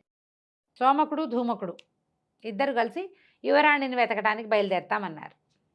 ఈయన ఏం చేశాడు, గంగాధరుడు కుంతల రాజ్యపు మంత్రి, ఈ కదంబ రాజ్యం తాలూకు రాజుగారికి ముందు వైద్యం చేయించాడు, మంత్రికి కోశాధికారికి కూడా వైద్యాలు చేయించాడు. ఆయనేమో నేను కూడా మా పిల్లని వెతుకుతానన్నాడు. రాజు వెనకాలే మంత్రి, మంత్రి వెనకాలే కోశాధికారి. పిల్లని ఏం వెతుకుతారు వీళ్ళు, ఈయనకి భుజంలో దెబ్బ తగిలింది, ఈయనకి అంత లేదు. అందుకని ఆయన ఏమన్నాడంటే కట్లు కట్టి వీళ్ళని మన ఊరు షిఫ్ట్ చేసేయండి, కుంతల రాజ్యానికి తీసుకెళ్ళిపోతాం. ప్రస్తుతం ఇక్కడ ఒక రాజప్రతినిధిని ఎవరినైనా ఏర్పరుస్తాం కొద్ది రోజులు, యువరాణి వచ్చేదాకా ఎవరైనా ఒకళ్ళు ఉండి చూసుకునేలాగా. సరే, ఆ ఏర్పరిచి గంగాధరుడు ఈ కదంబరాజ్యం తాలూకు రాజు ఉగ్రసేనుడిని, ఆయన మంత్రిని, కోశాధికారిని, మిగిలిన సైనికులనేమో ఊళ్ళోకి పంపేశారు. వీళ్ళ ముగ్గురిని తమతో, ఎందుకంటే రాజును వెనక్కి పంపిస్తే ఇందులో తిరగబడి ఉన్నారు కదా, వీళ్ళు అజిటేషన్ చేసి ఉన్నారు, తిరుగుబాటుదారులు, వాళ్ళు ఎవరైనా ఏదైనా వీళ్ళకి ముప్పు తలపెట్టచ్చు. యువరాణి వచ్చేదాకా రాజ్యాన్ని జాగ్రత్తగా చూసుకోమని ఆ ఉన్న వాళ్ళ సైనికులకి వాళ్ళకి చెప్పేసి వీళ్ళని తమతో పాటు తీసుకెళ్ళిపోయారు. సోమకుడు ధూమకుడు బయలుదేరారు. శశికాంతుడు బతికే ఉంటాడు, మంత్రిగారి అబ్బాయి అన్న ఆశ, అతన్ని ఖచ్చితంగా కాలశంబరుడే తీసుకెళ్ళాడు. ఎందుకంటే ఆ రోజు రాత్రి చెప్పాడు, ముందు రోజు రాత్రి వీళ్ళు ఆ రోజు అర్ధరాత్రే కదా విన్నారు, ఒక వీరుణ్ణి ఒకడిని నేను రక్షిస్తున్నానని. ఆ మహావీరుడు శశికాంతుడు అవడానికి అవకాశం ఉంది, ఎందుకంటే అతని పక్కనున్న ఆ గుహలో ఉన్న శవం అతని స్నేహితుడనే జయంతుడిది కాబట్టి. ఇట్లా ఇన్ని రకాల వ్యవహారాల ద్వారా నిర్ధారించుకుని గంగాధరుడు వెళ్ళిపోయాడు. సోమకుడు ధూమకుడు తూర్పు వైపుగా బయలుదేరారు. కాలశంబరుడి మంత్రదండం తూర్పు వైపుకి ఎగరడానికి ప్రయత్నం చేసింది, ఆ వైపు ఎల్లుండొచ్చు అన్న నమ్మకంతో బయలుదేరారు. వెళ్ళగా వెళ్ళగా ఒక పెద్ద అడవిలో ఏదో సెలయేరుంది. సెలయేరు ఉండేసరికల్లా, సెలయేరు దగ్గర నీళ్ల కోసం అని గుర్రాలు నాపుకునేసరికల్లా ఆ సెలయేరు దగ్గర మట్టిలో విచిత్రమైన పాదాల గుర్తు ఒకటి కనపడింది. అది దేని గుర్తు అని 5-6 చోట్ల చూశాక అది పావుకోడు యొక్క గుర్తు. చెప్పు కాదు, అది పాదం కాదు. పావుకోళ్ళకి విచిత్రంగా ఉంటుంది, ఇట్లా బల్లపరపుగా ఉంటాయి, చిన్న ఒకవైపు ఇట్లా గుండ్రంగా ఉంటుంది. మామూలుగా చెప్పుకున్నట్టు మధ్యలో ఇట్లాంటి షేప్, ఒక చిత్రమైన షేప్ ఉంటుంది దానికి. అది చెప్పుకి పడే ముద్ర వేరు, చెక్కదానికి పడే ముద్ర వేరు. పావుకోళ్ళు చెక్కలు ఉంటాయి. అవును. దాంతోపాటుగా మనిషి కాళ్ళ గుర్తులు కూడా ఇంకోటి కనపడుతుంది. అంటే పావుకోళ్ళవాడు ఒకడు, చెప్పులు లేని వాడు ఒకడు నడిచారనమాట. పావుకోళ్ళవాడు ఈ చెప్పు గుర్తును చూస్తే పెద్ద పాదాలు, పక్కనున్నవాడివి కూడా పెద్ద పెద్ద పాదాలే. కాబట్టి కాలశంబరుడు అయ్యి ఉండొచ్చు, ఈ దారినే వెళ్ళుంటాడు అని ధూమకుడు అండ మొదలుపెట్టాడు. సోమటుగా అతనికి నమ్మకం కుదరలా. ఏదైనా ట్రిక్ ఏమోరా ఇది, మనం ఎట్లా నమ్ముతాం దీన్ని, ఒట్టిగా చెప్పులు మన మిస్లీడ్ చేస్తున్నాడేమో వాడు. ఇప్పుడు ఇది ఉంది, మంత్రదండాన్ని పిలుస్తున్నాడు, వాడు ఆవాహన చేస్తున్నాడు, అది వెళ్ళిపోతానంటోంది. పట్టుకున్నాం, అది మన దగ్గర ఉందని వాళ్ళకి తెలుసు, గ్యారంటీగా ఎవరో పట్టారు అనేది తెలుస్తుంది. ఆ పట్టినప్పుడు కాలశంబరుడు ఇక్కడి నుంచి వెళ్ళాడు, అతనికి ఖచ్చితంగా ఇక్కడ కదంబ రాజ్యపు మంత్రులు, రాజు మంత్రి చేరారని, కుంతల రాజ్యం గంగాధరుడు చేరాడని గ్యారంటీగా తెలుసు, అందుకే పారిపోయాడు. ఈ ఉన్న గుంపులో ఎవడో ఒకడికి మంత్రదండం దొరికిందని, వాడు తన కోసం వస్తాడని తెలుసు, అమ్మాయి ఉంది కాబట్టి. మన్ని మిస్లీడ్ చేస్తున్నాడు అంటాడు. మిస్లీడ్ చేసినా బొస్లీడ్ చేసినా ఏం చేసినా వెనకాల వెళ్ళాల్సిందే, మనకి రాజకుమార్తె కావాలి. గంగాధరుడికి చెప్పావు నీ కొడుకును కూడా రక్షించడానికి ప్రయత్నం చేస్తామని. అదేం చెప్పాడు, మీరు వెళ్ళాక ఎక్కడైనా మీకు ఆనుపాను దొరికితే ఒక వేగు పంపించండి, భద్రుడు సైన్యం తీసుకుని వస్తాడు, వాళ్ళ సహాయానికి కావాలంటే నేను పంపిస్తానని చెప్పాడు. లేదా ఏ రాజ్యానికి దగ్గరలో ఉంటే ఆ రాజు ద్వారా సహాయం అందే ఏర్పాటు చేస్తానన్నాడు.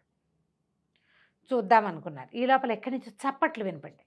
ఒరే ఎవరో చప్పట్లు కొడతారా అని అటు పక్కకి వెళ్ళారు, అక్కడ ఎవరు లేరు. ఇంకో పక్క నుంచి చప్పట్లు వినపడ్డాయి, అటు ఇటు ఇటు అటు చప్పట్లు వినపడి వీళ్ళని హైరాన్ పెట్టేశారు. ఇంతలో కొంతమంది బిల్లులు, అంటే కొంతమంది ఏమనాలంటే బిల్లులు కోయలు లాంటి వాళ్ళు వచ్చి పడ్డారు. వీళ్ళిద్దరూ మంచి కటార్లు తిప్పగలిగిన వాళ్ళు కదా, వచ్చిన వాళ్ళని వచ్చినట్టు కొట్టేశారు. ఇంకో పక్క నుంచి ఇంకో గుంపు వచ్చింది, వాళ్ళని కొట్టేశారు. గుర్రాలని మాత్రం ఓ పక్కన కట్టారు, అవి అక్కడే చూస్తూ నుంచున్నాయి. ఈ కొంతమందిని కొట్టగా ఎంతమందిని కొడతారు, సినిమా కాదు కదా, ఒక 5-6 కొడతారు, 10 మందిని కొడతారు, ఇంకో 25-30 మంది వస్తాయి. ఇక తోడేళ్ల గుంపులాగా వచ్చి పడ్డారు. వీళ్ళని కొడుతూ వీళ్ళతో యుద్ధం చేస్తూ విజిల్స్ వేస్తున్నారు ఈలలు, అంటే ఇంకా జనం కావాలని. రాగా రాగా మొత్తానికి పెద్ద గుంపులాగా వచ్చేసి వీళ్ళ మీద పడి పెడరెక్కలు విరిచి పట్టేశారు. అక్కడి నుంచి పులి వాడిని పిలిచారు, విరూపో విరూపో అని పెద్ద పెద్ద కేకలు పెట్టేసరికల్లా వీళ్ళ నాయకుడిలాగా ఉన్నవాడు ఒకడు, వీళ్ళలాగానే ఆటవికుల బట్టలు వేసుకున్నవాడు ఒకడు వచ్చాడు. వచ్చి చూసి చప్పట్లు కొట్టాడు, శబాష్ శబాష్ అన్నాడు, వెరీ గుడ్ అన్నాడు, మంచి ఆహారం దొరికింది, వేట బాగా దొరికింది అని చెప్పి దగ్గరికి రాగానే డబేల్మని కాళ్ళ మీద పడ్డాడు. క్షమించండి ప్రభు అని చెప్పి పడేసరికల్లా వీళ్ళకి అర్థం కాల, ముందున్న సీన్ ఏమిటి, ఇప్పుడు జరుగుతున్న సీన్ ఏమిటి. వాడు దూరం నుంచి వస్తూ బాగా పట్టుకున్నారు, శబాష్ అన్నాడు. దగ్గరికి రాగానే ఎందుకు పడ్డాడు. పడి మాంత్రిక బంట్లు మీరు, నాకు తెలిసింది మాంత్రికుడు సైనిక స్నేహితులు, మేము పొరపాటు చేశాం, మమ్మల్ని క్షమించండి, ఒరే వదిలేండి రా అని వదిలించేశాడు. వీళ్ళకి కొంచెం లీలగా అర్థమైంది, మేము మా కాలసంబరడి బంట్లవన్నీ నీకు ఎలా తెలుస్తుందంటే, ఇదిగో మంత్రదండ ఉంది కదా, ఆయన మాంత్రిక ద్వారా ఇక్కడి నుంచి వెళ్తూ ఆయనతో పాటు ఒక యువకుడున్నాడు, వీళ్ళకి కావాల్సిన వాడే, వాళ్ళు వెళ్ళిపోతూ మీరు ఫలానా కొంతమంది వస్తారని, వాళ్ళ దగ్గర తన దండ ఉందని, వాళ్ళు తన స్నేహితులని, దండంతో సహా వాళ్ళని తన దగ్గరికి తీసుకురమ్మని చెప్పాడు. దండం లేని వాడిని ఎవరిని దాటనివ్వద్దన్నాడు. అందుకని వచ్చిన వాడిని వచ్చినట్టు పట్టేస్తున్నాం మేము. ఓకే, మామూలు వాళ్ళు వచ్చినా పట్టేసుకుంటున్నారు. ఇప్పటిదాకా సైనికులు రాలా, మీరు సైనిక దుస్తుల్లో ఉన్న సైనికులు అని చెప్పాడు అతను. సైనిక దుస్తుల్లో ఉన్నారు వీళ్ళు, కాబట్టి ఇక పట్టుకున్నారు. అక్కడి నుంచి మమ్మల్ని క్షమించండి, మిమ్మల్ని మాంత్రిక దొర దగ్గరికి తీసుకెళ్తాము, రండి అని సరే తీసుకెళ్ళి ఆహారానికి అరేంజ్ చేశారు, శుభ్రంగా తిండి పెట్టారు, రకరకాలు వండి పెట్టి బాగా చక్కగా తిన్నాక బోల్డని ఆటవిక విన్యాసాలు బ్రహ్మాండంగా చేశారు. వీళ్ళని మరి వచ్చిన వాళ్ళని దొరలు కదా, వీళ్ళని సంతోష పెట్టద్దు, నాట్యాలు, అక్కడి నుంచి కత్తిగా యుద్ధాలు, తర్వాత ఏమో ఈ కర్రసాము కత్తిసాము అన్నీ చేశారు. ఆ రోజు తెల్లవారినాక పొద్దున్నే బయలుదేరారు. ఈ విరూపుడు అతని పేరు, ఆటవికుడు, అతను వీళ్ళతో పాటు బయలుదేరాడు. గుర్రాలను కూడా తీసుకుపోయారు. వీళ్ళిద్దరిని గుర్రాలు ఎక్కించి అతను నడుస్తున్నాడు. ఈ అడవుల్లో నడిచే అలవాటు మామూలు వాళ్ళకుండా సైనికులకి, ఆటవికులు చకచకా నడిచేస్తారు, పరిగెత్తేస్తారు. తీరా వీళ్ళు ఒక నదీ తీరానికి చేరారు. ఆ నదీ తీరానికి చేరేసరికల్లా వీళ్ళిద్దరూ చూస్తుండగానే ఎక్కడి నుంచో బల్లేలు వచ్చి పడ్డాయి. విసురుతున్నారు ఎవరో. ఈ గుర్రాలు బెదిరి పరిగెత్తేసినాయి. చాలా హైరాణగా ఉంది, అంతా వ్యవహారం ఏంటో గందరగోళంగా ఉంది, ఏం జరుగుతుందో తెలియటం లేదు. అక్కడి నుంచి ఈ విరూపుడు పరిగెత్తాడు, ఎవరు బల్లెలు ఎక్కడి నుంచి వస్తున్నాయో చూద్దామని. ఇంతలో వాడెవడో ఇతన్ని పట్టుకున్నాడు. ఇద్దరు కలిసి భీకరంగా యుద్ధం చేశారు. ఈ యుద్ధం తర్వాత చివరికి అతన్ని పట్టేశాడు. నన్ను వదిలిపెట్టు అన్నాడు రెండో వాడు. గట్టి యుద్ధంలో పెడరెక్కలు విరిచేసి నీళ్లలో ముంచేపోయేసరికి వాడు వదిలిపెట్టు విరూప, నేను పుళ్ళిందుడిని అని కేకలు పెట్టాడు. అప్పటిదాకా ఉన్న వాడు ఏదో మొహానికి పూసుకున్నాడు, వాడు పుళ్ళిందుడని వీడికి తెలియదు. అక్కడి నుంచి వెనక్కి తీసి పట్టుకున్నాడు. ఈ లోపల వీళ్ళిద్దరు వాడి దగ్గర పరిగెత్తారు, సోమకుడు ధూమకుడు. ఎవరు ఏమిటంటే ఇక్కడ ఒక భిల్లుల తెగ ఉంది, దాని నాయకుడు ఈ పులిందుడు. ఏరా మరి బల్లేలు ఎందుకు విసిరేవరా మా మీదకి అని వీళ్ళు కేకలు పెట్టేసరికి వాడు ఏమన్నాడు, ఈ విరూపుడు కొంతమంది ఆటపికలతో కలిసి వచ్చి నా 10వ పడుచు పెళ్ళాన్ని ఎత్తుపోయాడు, మరి ఎవరో రాక్షసుడి కోసం అని మాట్లాడుకున్నారు, నా పెళ్ళాన్ని రక్షించుకోవడానికి మేము అడవి దీని దగ్గరికి చేరాం, వాళ్ళు తెప్పల్లో తీసుకుపోయారు, వీడే అన్నాడు. అనేసరికి విరూపుడు అన్నాడు, లేదు నేను 2 రోజుల నుంచి నేను మాంత్రిక ద్వారా బంట్ల కోసం ఎదురు చూస్తూ నేను అక్కడ ఉన్నాను, మా వాళ్ళు ఎవ్వరూ చేయలే, నీ 10వ పెళ్ళాం మాకెందుకు, మాకు లేరా ఆడాడు. అక్కడి నుంచి వీళ్ళు కూడా సాక్ష్యం చెప్పారు, విరూపుడు ఆ పని చేయలేదు, అతను మాతో పాటే ఉన్నాడు. రాక్షసుడి కోసం అంటే ఇప్పుడు కాంతిసేనని తీసుకెళ్ళింది కూడా రాక్షసుడికి ఇచ్చి పెళ్లి చేయడానికి. అవును, ఎక్కడ అందంగా అమ్మాయిలు ఉంటే అక్కడికి వెళ్తున్నారనమాట. ఇంతలో ఏదో పొదలో ఒక మూలుగు వినపడింది. తీరా చూస్తే ఆ పొదలో ఒక రాక్షసుడు లాంటి వాడు ఒకడు పడున్నాడు, ప్రాణావశిష్టంగా బతికి లేడు. వాడు విచిత్రంగా ఉంది, వాడి రూపం కూడా నెత్తి మీద ఇట్లా బట్టతలా ఉన్న జుట్టంతా ఇట్లా ముళ్ళల్లే నుంచుంది. వాడు రాక్షసుడు కాదు, మనిషి కాదు. వీళ్ళు వాడిని చంపేపోయారు, పట్టుకుపోయారు. వాడు నన్ను వదిలేయండి, నేను బతకలేను, మామూలు మనిషినే, చాలా కాలంగా ఈ కాలకలి అనే ఒక రాక్షసుడికి సహాయంగా ఉన్నాను, వాళ్ళు నన్ను బంధించేశారు. ఈ దారికి వచ్చి, ఈ రోడ్డు మీదకి వచ్చి ఎక్కడ అందమైన ఆడవాళ్ళు ఉంటారో దారులు చూపించడం కోసం వాళ్ళు నన్ను వాడుకున్నారు, చాలా కాలంగా తప్పించుకోవడానికి ప్రయత్నం చేస్తే నన్ను ఇట్లా కొట్టి పడేశారు అని చెప్పేసరికల్లా ఎక్కడుంటాడు ఆ కాలకలి, నీకు వీడి కాలశంబరుడు తెలుసా, వీడు తెలుసా, ఎవరు ఈ కుంభీరుడు తెలుసా అనేది, కుంభీరుడు ఎందుకు తెలీదు, వాడే ఒక ఆడపిల్లని తీసుకొచ్చాడు అన్నాడు. కాలకలి అనేది వాడు ఒక రాక్షసుడు. ఎక్కడ ఉంటాడంటే పాతాళ దుర్గంలో ఉంటాడు. ఆ పాతాళ దుర్గంలోకి వెనక వెళ్ళిన వాడులో బయటికి రాలేడు అని చెప్పాడు. చెప్పాక ఒక నిమిషంలో తన ప్రాణం కాస్తా పోయింది. పాతాళ దుర్గం వెళ్ళాలంటే ఈ నదిలోంచే వెళ్ళాలి. అయితే వాడు వీళ్ళకి ఏం చెప్పాడంటే కాలకలి తాలూకు మనుషులు కాలశంబరుణ్ణి, తర్వాత అతనితో వచ్చిన ఒక యువకుడిని, వాళ్ళతో చాలా బీభత్సంగా యుద్ధం జరిగింది. అక్కడంతా నెత్తుటి మరకలు అవి కనపడుతున్నాయి. కానీ వాళ్ళని పట్టేశారు. వాళ్ళని ఒక పడవలో పట్టుకుపోయారు. వాళ్ళు మీకు దొరకరు, పాతాళ దుర్గానికి వెళ్ళిన వాడు వెనక్కి తిరిగి రాడు అని చెప్పి చచ్చిపోయాడు. ఇప్పుడు వీళ్ళకి ఏం తెలిసింది? కుంభీరుడు ఖచ్చితంగా అమ్మాయిని తీసుకుని వెళ్ళిపోయాడు పాతాళ దుర్గంలోకి. వీళ్ళు రెండో పాయింట్, వీళ్ళు వెతుకుతున్న కాలశంబరుడు, అతనితో ఉన్నటువంటి శశికాంతుడు కూడా గ్యారంటీగా వాళ్ళకి దొరికేశారు. అక్కడికి వెళ్ళాలంటే ఈ నదిలో వెళ్ళాలి, తెప్పలో వెళ్ళాలి, లేదా పడవలో వెళ్ళాలి. అక్కడి నుంచి పులిందుడు అన్నాడు, నా పెళ్ళాన్ని రక్షించుకోవద్దా, నేను మాత్రం మా దగ్గర తెప్పలు ఉన్నాయి, మా తెప్పలతో పాటు తెప్పలు కట్టండి అని తన బంట్లందరినీ కేకేశాడు. మా తెప్పల్లో వెళ్దామన్నారు. తెప్పల్లో వెళ్ళటమంటే ఆ నది ఎక్కడికి వెళ్తుందో, ఎలా వెళ్తుందో పులిందుడికి తెలీదు, విరూపుడికి తెలీదు, వీళ్ళిద్దరికీ అసలు మొదలే తెలియదు. నదుల్లో ప్రయాణాలు అంత సులువా? అడవిలో అది ఎక్కడ దాకా వెళ్ళి ఢామని కిందకి వెళ్ళిపోతుందో తెలీదు. అవును. దాంట్లో మొసళ్ళు ఉన్నాయా, ఇంకోటి ఉన్నాయా, తిమింగలాలు ఉన్నాయా, వీళ్ళకి తెలియదు. తర్వాత ఎక్కడెక్కడ సుడిగుండాలంటే ఇప్పుడు వాళ్ళ రెగ్యులర్గా వాళ్ళు తిరిగే అడవుల్లో ఉంటే తెలుస్తుంది.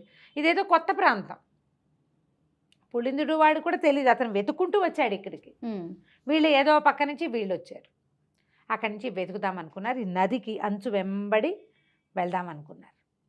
అంచు వెంబడి వెళ్తుంటే దూరంగా ఒక మలుపులో ఒక పడవ నిలబెట్టినట్టుగా కనపడుతుంది. పడవ కనపడుతుంది, అక్కడికి వెళ్దామనుకున్నారు. తెప్పల్లో తెప్పలను పక్కకు లాగేశారు, గుర్రాలను పక్కన కట్టేశారు. అందులోకి అక్కడికి వెళ్ళేసరికల్లా ఆ పడవ చుట్టూతా మొసళ్ళు కనపడుతుంది. మొసళ్ళు కనపడేసరికల్లా వీడేమన్నా చూస్తామే, ఒక బాణం వేసి కొట్టేసేయి అన్నాడు. బాణం వేసి కొట్టేస్తే తీరా ఆ మొసలి మీదకి ఆ బాణం వెళ్ళేసరికి ఆ మొసలి మొహంలోకి గుచ్చుకోగానే కేవని కేక పెడుతూ ఒక లేచి ఉంచున్నాడు. ఆ మొసలి డిప్ప వేసుకున్నవాడు ఒక మనిషి. మొసలి ఆకారంలో ఉండి మొసళ్ళ దూరం నుంచి మొసళ్ళలా కనబడతాయి, కానీ మొసళ్ళు కాదు, మనుషులే. మొసలు తొడుగేసుకున్నారు అంతే. వాళ్ళు మిగిలిన వాళ్ళు వెంబడబడ్డారు. కుదిరినంత మందిని కొట్టారు. ఈ పులిందుడి తాలూకు జనం కూడా కొంతమంది చేరారుగా. అతనికి తన పెళ్ళాన్ని రక్షించుకునే గోల. ఆ పడవ దగ్గరికి వీళ్ళని వెళ్ళనివ్వల. నానా గందరగోళంగా అయిపోయింది. ఈ గుర్రాలు అవి కూడా నీళ్ళల్లో పడిపోయినాయి. వీళ్ళు నానా రకాలుగా హాహాకారాలు చేస్తూ ఉన్నారు. ఈ గందరగోళంలో మొత్తానికి ఈ మొసలి డిప్పలు వేసుకున్న వాళ్ళంతా తలా ఒక పక్కకి వెళ్ళిపోయారు. సరే, ఆ పడవలో ఏమీ లేదు, పడవ ఖాళీగా ఉంది. సరే, ఇప్పుడు వెళ్ళాలి, పాతాళ దుర్గంకి వెళ్ళాలంటే ఈ నది మీదే వెళ్ళాలి. సరే, అక్కడి నుంచి ఏం చేశారు, ఎక్కేద్దాం తెప్పలని మళ్ళీ తెప్పలు కట్టుకున్నారు. ఇంతలో ఏమైంది, పులిందుడు మన విరూపుడు, సోమకుడు, ధూమకుడు ఓ పడవ మీద ఉన్నారు.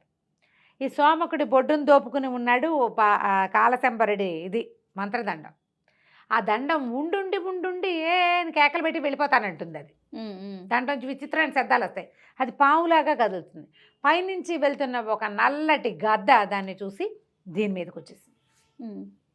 ఈ రావడం దాన్ని పట్టేసింది. దాంతోపాటు వీళ్ళు ఏం చేశారు, ముందు సోమకుడు నడువుకో తాడు కట్టుకుని కర్ర కట్టాడు, దాంతోపాటు సోమకుడు కూడా పోయాడు పైకి. ఇద్దరు కలిసి గాల్లో తేలుతున్నారు. అక్కడి నుంచి వీళ్ళు ఏం చేశారు, బాణాలు వేసి ఏదో ఒకటి చేసి దాన్ని కిందకి లాగాలి కదా. ఆ సోమకుడు కాళ్ళు పట్టుకున్నారు. అతని మీదకి ఒక తాడేసి అక్కడి నుంచి పక్షి రెక్కకి తాడు వేసేసాడు విరూపుడు. అది విదిలించుకోవడానికి ట్రై చేసింది. మధ్యలో ఈ వీడిని కూడా లేపేసింది. అక్కడి నుంచి కేకలు పెట్టాడు ధూమకుడు, అందరూ కలిసి పట్టుకోండి లేకపోతే సోమకుడు వెళ్ళిపోతాడు. అతను నడువు కట్టేసింది. బలవంతంగా లాగారు. రాళ్ళేసి కొట్టి, బాణాలు వేసి కొట్టి ఆ రెక్కకి పట్టుకున్న తాడుతోటి ఆ పక్షిని కిందకి లాగారు. ఆ పక్షి తీసుకెళ్ళిపోయింది కదా. 3-4 సార్లు వీడిని కొదేసేసింది విరూపుడిని. పక్షిని మాత్రం వదిలిపెట్టద్దు సోమప్రభు, ఎందుకంటే దాని గుండెకాయ కాల్చుకు తినాలి, లేకపోతే నా పగ తీరదన్నాడు. ఆటవికల పద్ధతి అట్లా ఉంటుంది కదా. ఆ పక్షిని కూడా మొత్తాన్ని లాగి కింద పడేశారు. అది అసలు ఆ విరూపుడిని గీరి పీకి లాగి పెట్టేసింది. పట్టుకుంటే అది ఆగల చాలా పెద్ద పక్షి. అప్పుడు అతను ఏం చెప్పాడంటే, ఈ పక్షులు ఇక్కడ దొరుకుతాయి, ఇది పక్షి కాదు, ఏదో రాక్షసుడిలాగా ఉంది, ఎంతుందేమిటి, ఒక మనిషిని పైకెత్తేసి రెండో వాడిని పైకి లాగేసేంత శక్తి దానికి. అంటే ఈ ఊళ్ళల్లో ఇక్కడ ఉంటాయి, మా వాళ్ళు చిన్న పిల్లల్ని పట్టుకుంటారు, మాలిం చేస్తే అది ఎంత వేటైనా ఆడుతుంది, తర్వాత అది చాలా నమ్మకంగా ఉంటుంది కుక్కలాగా. మనం ఇలాంటి కథని ఆ సినిమాలో చూసాం, ఏదో అవతార్లో పక్షుల్ని మాలిం చేసుకుంటారు. ఆ పక్షి వీళ్ళతో యుద్ధం చేస్తుంది. అవి ఇట్లాంటి కథల్లోంచి పుట్టినవి ఆ కథ అవి మనదేనంటారు రమ్మగారు. డెఫినెట్గా. ఓకే. వాళ్ళు ఆయనకి వేసినటువంటి తోక, అక్కడి నుంచి ఆ చెవులు, పక్షులతోటి మాలిమి చేయటము, నీలం రంగు, డెఫినెట్గా ఇండియన్ మైథాలజీ, అందులో అనుమానం ఏం లేదు. అక్కడి నుంచి పక్షిని కింద పడేసేసారు. ఇతనికి సరదా వచ్చింది, ఈ పక్షినైనా మాలిమి చేయొచ్చు. వీళ్ళిద్దరు నవ్వారు, నువ్వు దీని గుండెకాయని తింటానన్నావే అని. బాబు నాన్న చిన్నాన్ని దాన్ని బాగా దువ్వి దానికి కొంచెం ఆహారం పెట్టి 2 చేపలు పట్టుకుని దానికి ఇచ్చి దాన్ని మాలిమి చేయడానికి ప్రయత్నం చేస్తాడు. అందరూ కలిసి ఒక చోటకి వెళ్తారు. తీరా వీళ్ళు ఒక దీని వైపుకి వెళ్తుంటే అక్కడ ఒక పడవ దూరంగా వెళ్తూ కనపడుతుంది. అందులో నుంచి ఒక ఆడగొంతు వినిపించింది. ఓకే. దాంతోపాటు కొన్ని తెప్పలు కనపడుతున్నాయి. మొసలి వేషాలు వేసుకున్నారు కదా, వాళ్ళు అక్కడికి వెళ్తున్నారు. అప్పుడు వీడు గట్టిగా పులిద్దరు అడిచాడు, అదిగో అదిగో నా పడుచు పెళ్ళాం, అది 10వ పెళ్ళాం వాడి దగ్గర ఉంది, ఆ పడవలో ఉంది అని. తీరా ఆ పడవ మీద వీళ్ళకి కనపడ్డవాడు ఒక మరుగుజ్జు పొట్టిగా ఉన్న ఒక రాక్షసుడు. ఆ తెప్పలతో కలిసి వెళ్తున్నాడు. వాడు ఒక పడవలో ఉన్నాడు.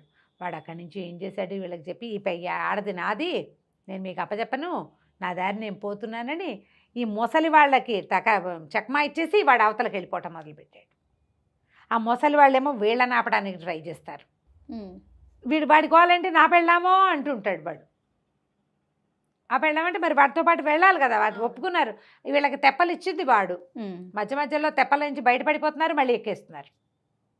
వాడి వెనకాల పరిగెత్తారు. వాడు వీళ్ళకి దొరకకుండా తిరిగి తిరిగి తిరిగి తిరిగి తిరిగి చివరికి ఒక ఐలాండ్ లాంటి దాని దగ్గరికి వెళ్ళిపోయాడు. ఆ అమ్మాయి చేపుచ్చుకుని లాక్కెళ్ళిపోతున్నాడు.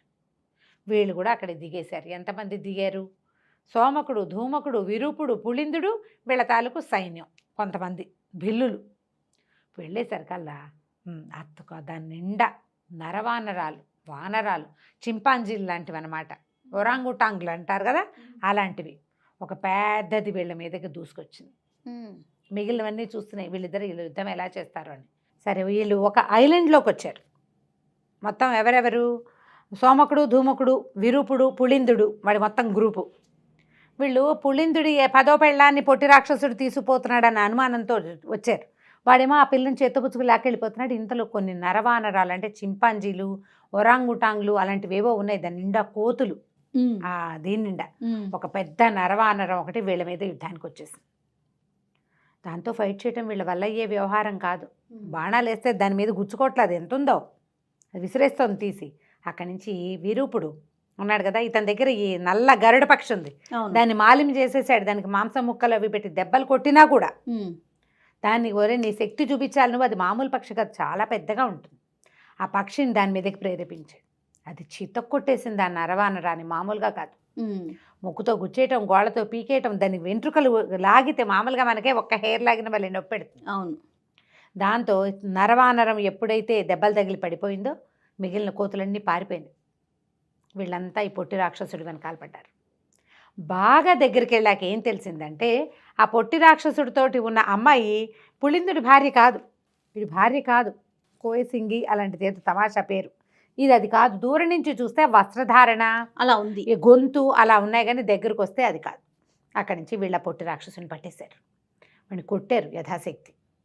ఇక్కడి నుంచి మహాకలి లేదా కాలకలి రాక్షసుడి దగ్గరికి పాతాళ దుర్గానికి ఎలా వెళ్ళాలి, వాళ్ళతో పాటు ఎవరైనా వచ్చారా అంటే కాలశంబరుడు కూడా అందులోనే ఉన్నాడు లోపల. పాతాళ దుర్గంలోకి వెళ్ళటం అంత సులువు కాదు.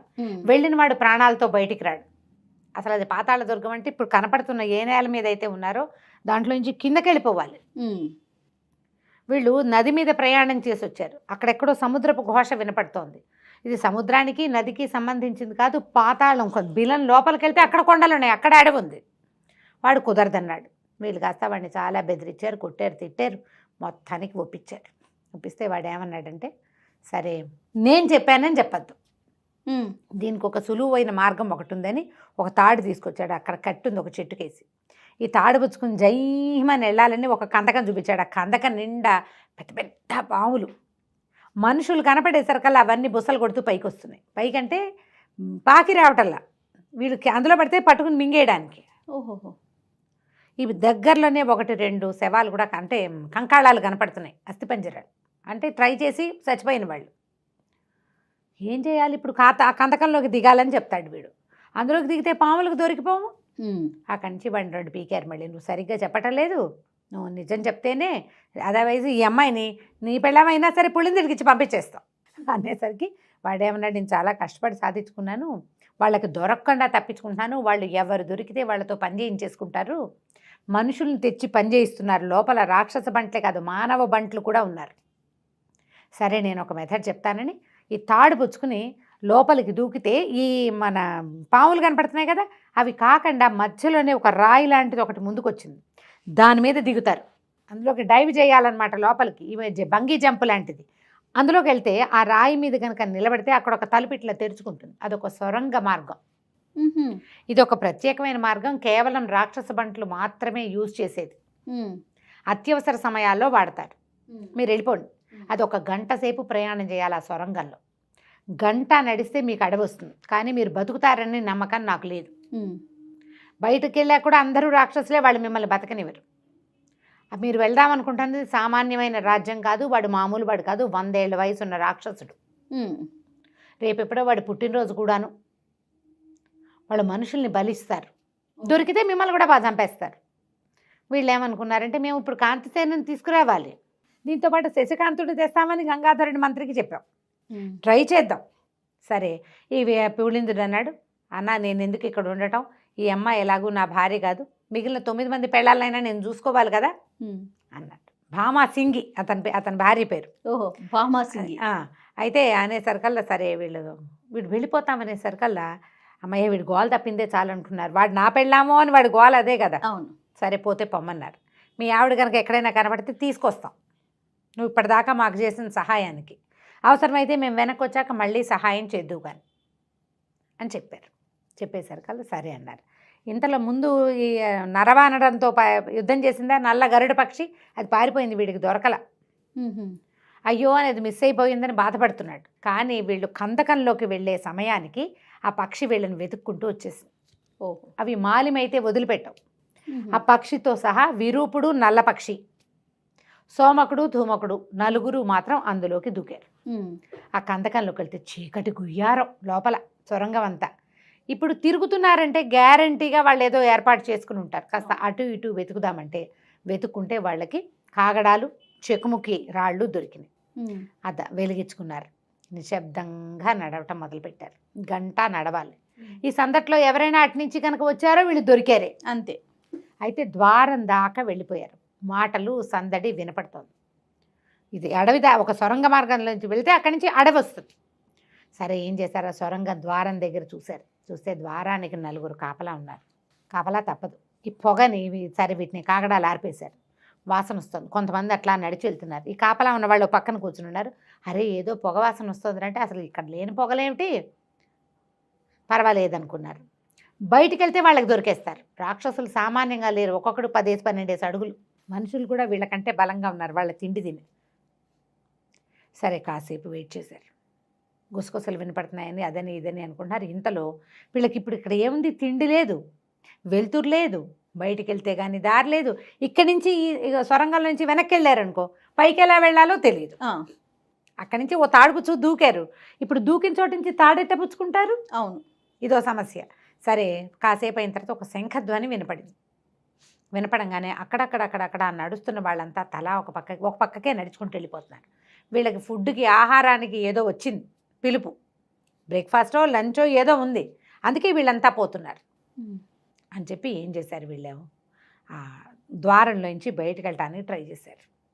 అయితే ఈ ద్వారం దగ్గర కాపలా ఉన్న వాళ్ళు కూడా వెళ్ళిపోతున్నారు, ఒక్కడు మాత్రం వెనక్కి వచ్చాడు. ఇక్కడ ఏవో గుసగుసలు వినపడుతున్నాయని వాడిని లోపలికి రానిచ్చి కొట్టేశారు వీళ్ళు.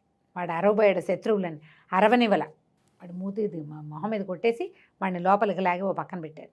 బయటికి వెళ్తే వాళ్ళకి కనపడింది పెద్దవి 4 ఏనుగులు పూల్చిన ఒక బ్రహ్మాండమైన రథం ఉంది అక్కడ. ఆ రథం మీద ఒకడు ఒకడు వస్తున్నాడు ఎక్కి. ఎంతున్నాడు వాడు, 7-8 మంది మనుషులంత ఎత్తు, 7-8 మంది బలశాలుడు అంత లావు, పెద్ద రాతి గద భుజానేసుకుని ఏనుగులు పూంచిన రథం మీద వెళ్తున్నాడు. వీడే రాక్షసుడు తెలిసింది. వీడు కాంతిసేనని పెళ్లి చేసుకోవాలనుకుంటున్నాడు. కాంతిసేన ఎంత ఉంటుంది యువరాణి, చిన్న బొమ్మ అంతే కదా. మనుషుల్లో ఆడపిల్లలు కొంచెం పొట్టిగా ఉంటారు, రాజకుమారి పరమనాజుకు. చూస్తూ ఉన్నారు, భయం వేసింది వీళ్ళకి. వీడిని ఎదుర్కోగలమా మనం? వాడు వెనకాల కూడా రాక్షస బంట్లు వెళ్తున్నారు. అక్కడి నుంచి ఈ సొరంగ మార్గం నుంచి అడవి దారి పట్టడానికి ఒక 400-500 గజాలు ఉంది. ఈ కొట్టిన వాడిని భుజాన్ని వేసుకుని వెళ్ళిపోదాం అనుకున్నారు. అక్కడే ఉంటే ఎవరో ఒకళ్ళు కనపడతారు. భుజాన్ని వేసుకుని పరిగెత్తడం అసాధ్యం. వాడు చాలా పెద్ద శరీరం ఉంది, వాడు 10 అడుగులు ఉన్నాడు, వీళ్ళు 6 అడుగులే ఉంటారు. ఇద్దరు కలిసి భుజాన్ని వేసుకోవడం కూడా కష్టమే. ఎంత ఆటవికుడైనా విరూపుడి వల్ల కూడా కాదు. వాడిని అక్కడే బారేసి పరిగెత్తారు. కాసేపు అయ్యాక వాడు బయటకు వచ్చి ఎవరో వచ్చారని చెప్తాడు. వీళ్ళు పరిగెత్తుకుంటూ వెళ్ళారు. వెళ్ళగా వెళ్ళగా వెళ్ళగా వెళ్ళగా మనకు తెలియదు ఇక్కడ ఏమి దారి తెన్ను. ఎవడైనా ఒక రాక్షస బంటు దొరకాలి. ఇట్లా ఎలా తెలుస్తుంది? ఏం తెలుసుకుంటారు అక్కడ? అసలు అవకాశమే లేదు. వీళ్ళు ముగ్గురు వెళ్తుంటే వీళ్ళకి ఈ పొట్ట నడుంలో దోపుకుని ఉన్నాడు. ఎవరిది? కాలశంబరుడిది మంత్రదండం. అది కీచు కీచుమంటూ ధ్వని చేసి ఒకవైపుకి చూపిస్తారు. దాన్ని పిలుస్తున్నారు. ఇప్పుడు అది ఒకటే దారి. అంటే కాలశంబరుడు కూడా ఖచ్చితంగా ఇక్కడే ఉన్నాడు. కానీ అతన్ని పట్టుకుని ఉంటారా? అతను మాయమ్మ అంతగాడు, కనపడకుండా ఉండగలడు. అతనికి అగ్నిస్తంభన, జలస్తంభన విద్యలు కూడా వచ్చు. ఓహో అంటాడు విరూపుడు. ఇవన్నీ వచ్చు, ఆయన పట్టుకోలేరు. బహుశా దాంకుని ఉంటాడు, ఎక్కువ చోట దాక్కుంటాడు. సరే ఇది మంత్రదండం పిలుస్తోంది కదా అని ఆ దండం పిలిచిన వైపుకి వెళ్తున్నారు. వెళ్తుంటే ఒక పెద్ద జలపాతం కనపడి సోమకుడు పరిగెత్తాడు. అమ్మయ్య, మంచినీళ్ళు ఎప్పటి నుంచో నోరు ఎండుకుపోతోంది అని ఇట్లా దోసులతో నీళ్లు తీసుకున్నాడు. నోట్లోకి నీళ్లు వెళ్ళకముందే టకీమని నీళ్ళు ఆగిపోయింది. జలపాతం మొత్తం మాయమైపోయింది.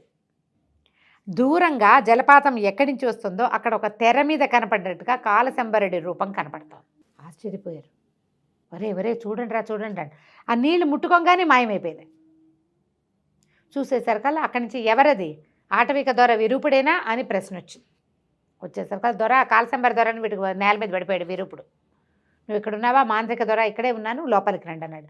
ఆ లోపలికి వెళ్దామంటే ఆ తెరలాగా కనపడుతుందిగా అగ్ని జ్వాలలు దాని నిండా. అందులోకి ఎట్లా వెళ్తారు మనుషులు? దగ్గరికి వెళ్ళారు. దగ్గరికి వెళ్తే వీళ్ళిద్దరూ ఎవరు? ఆ రాజ్యంలో కనపడ్డారు, వీళ్ళిద్దరేనా అని అడిగాడు. అవునన్నాడు. మీ మహారాజు ఉగ్రసేనుడు ఎలా ఉన్నాడు? కూతురు ఎత్తుకుపోయాక అనగానే వీళ్ళకి తెలిసిపోయింది. అతనికి మొత్తం కథ అంతా తెలుసు. ఆయన బయటకు వచ్చి వీళ్ళని లోపలికి తీసుకెళ్ళాడు. లోపలికి తీసుకెళ్తే లోపల ఒక పెద్ద ప్రపంచం ఉంది.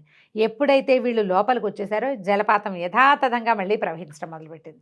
అక్కడ వీళ్ళు ఉన్న సంగతి తెలియదు అనమాట. ఎవరైనా నీళ్లు ముట్టుకుంటేనే తెలుస్తుంది. వీళ్ళకి ఈ జలపాతం కాకుండా పక్కన ఇంకో పెద్ద సరోవరం ఒకటి ఉంది. రాక్షసులు ఆ నీళ్లు వాడుకుంటారు ఇంకొంచెం ఎత్తులో. వాళ్ళు పొడుగాటి మనుషులు కదా, ఈ ప్రవహించే నీళ్ళ జోలికి వాళ్ళు రావటల్లా. వాళ్ళకి కొంచెం మంత్రాల భయాలు కూడా ఉంటాయి. ఆ పై దాంట్లోకి వెళ్తారనమాట. పై దాన్ని నీళ్ళు వాడుకుంటారు.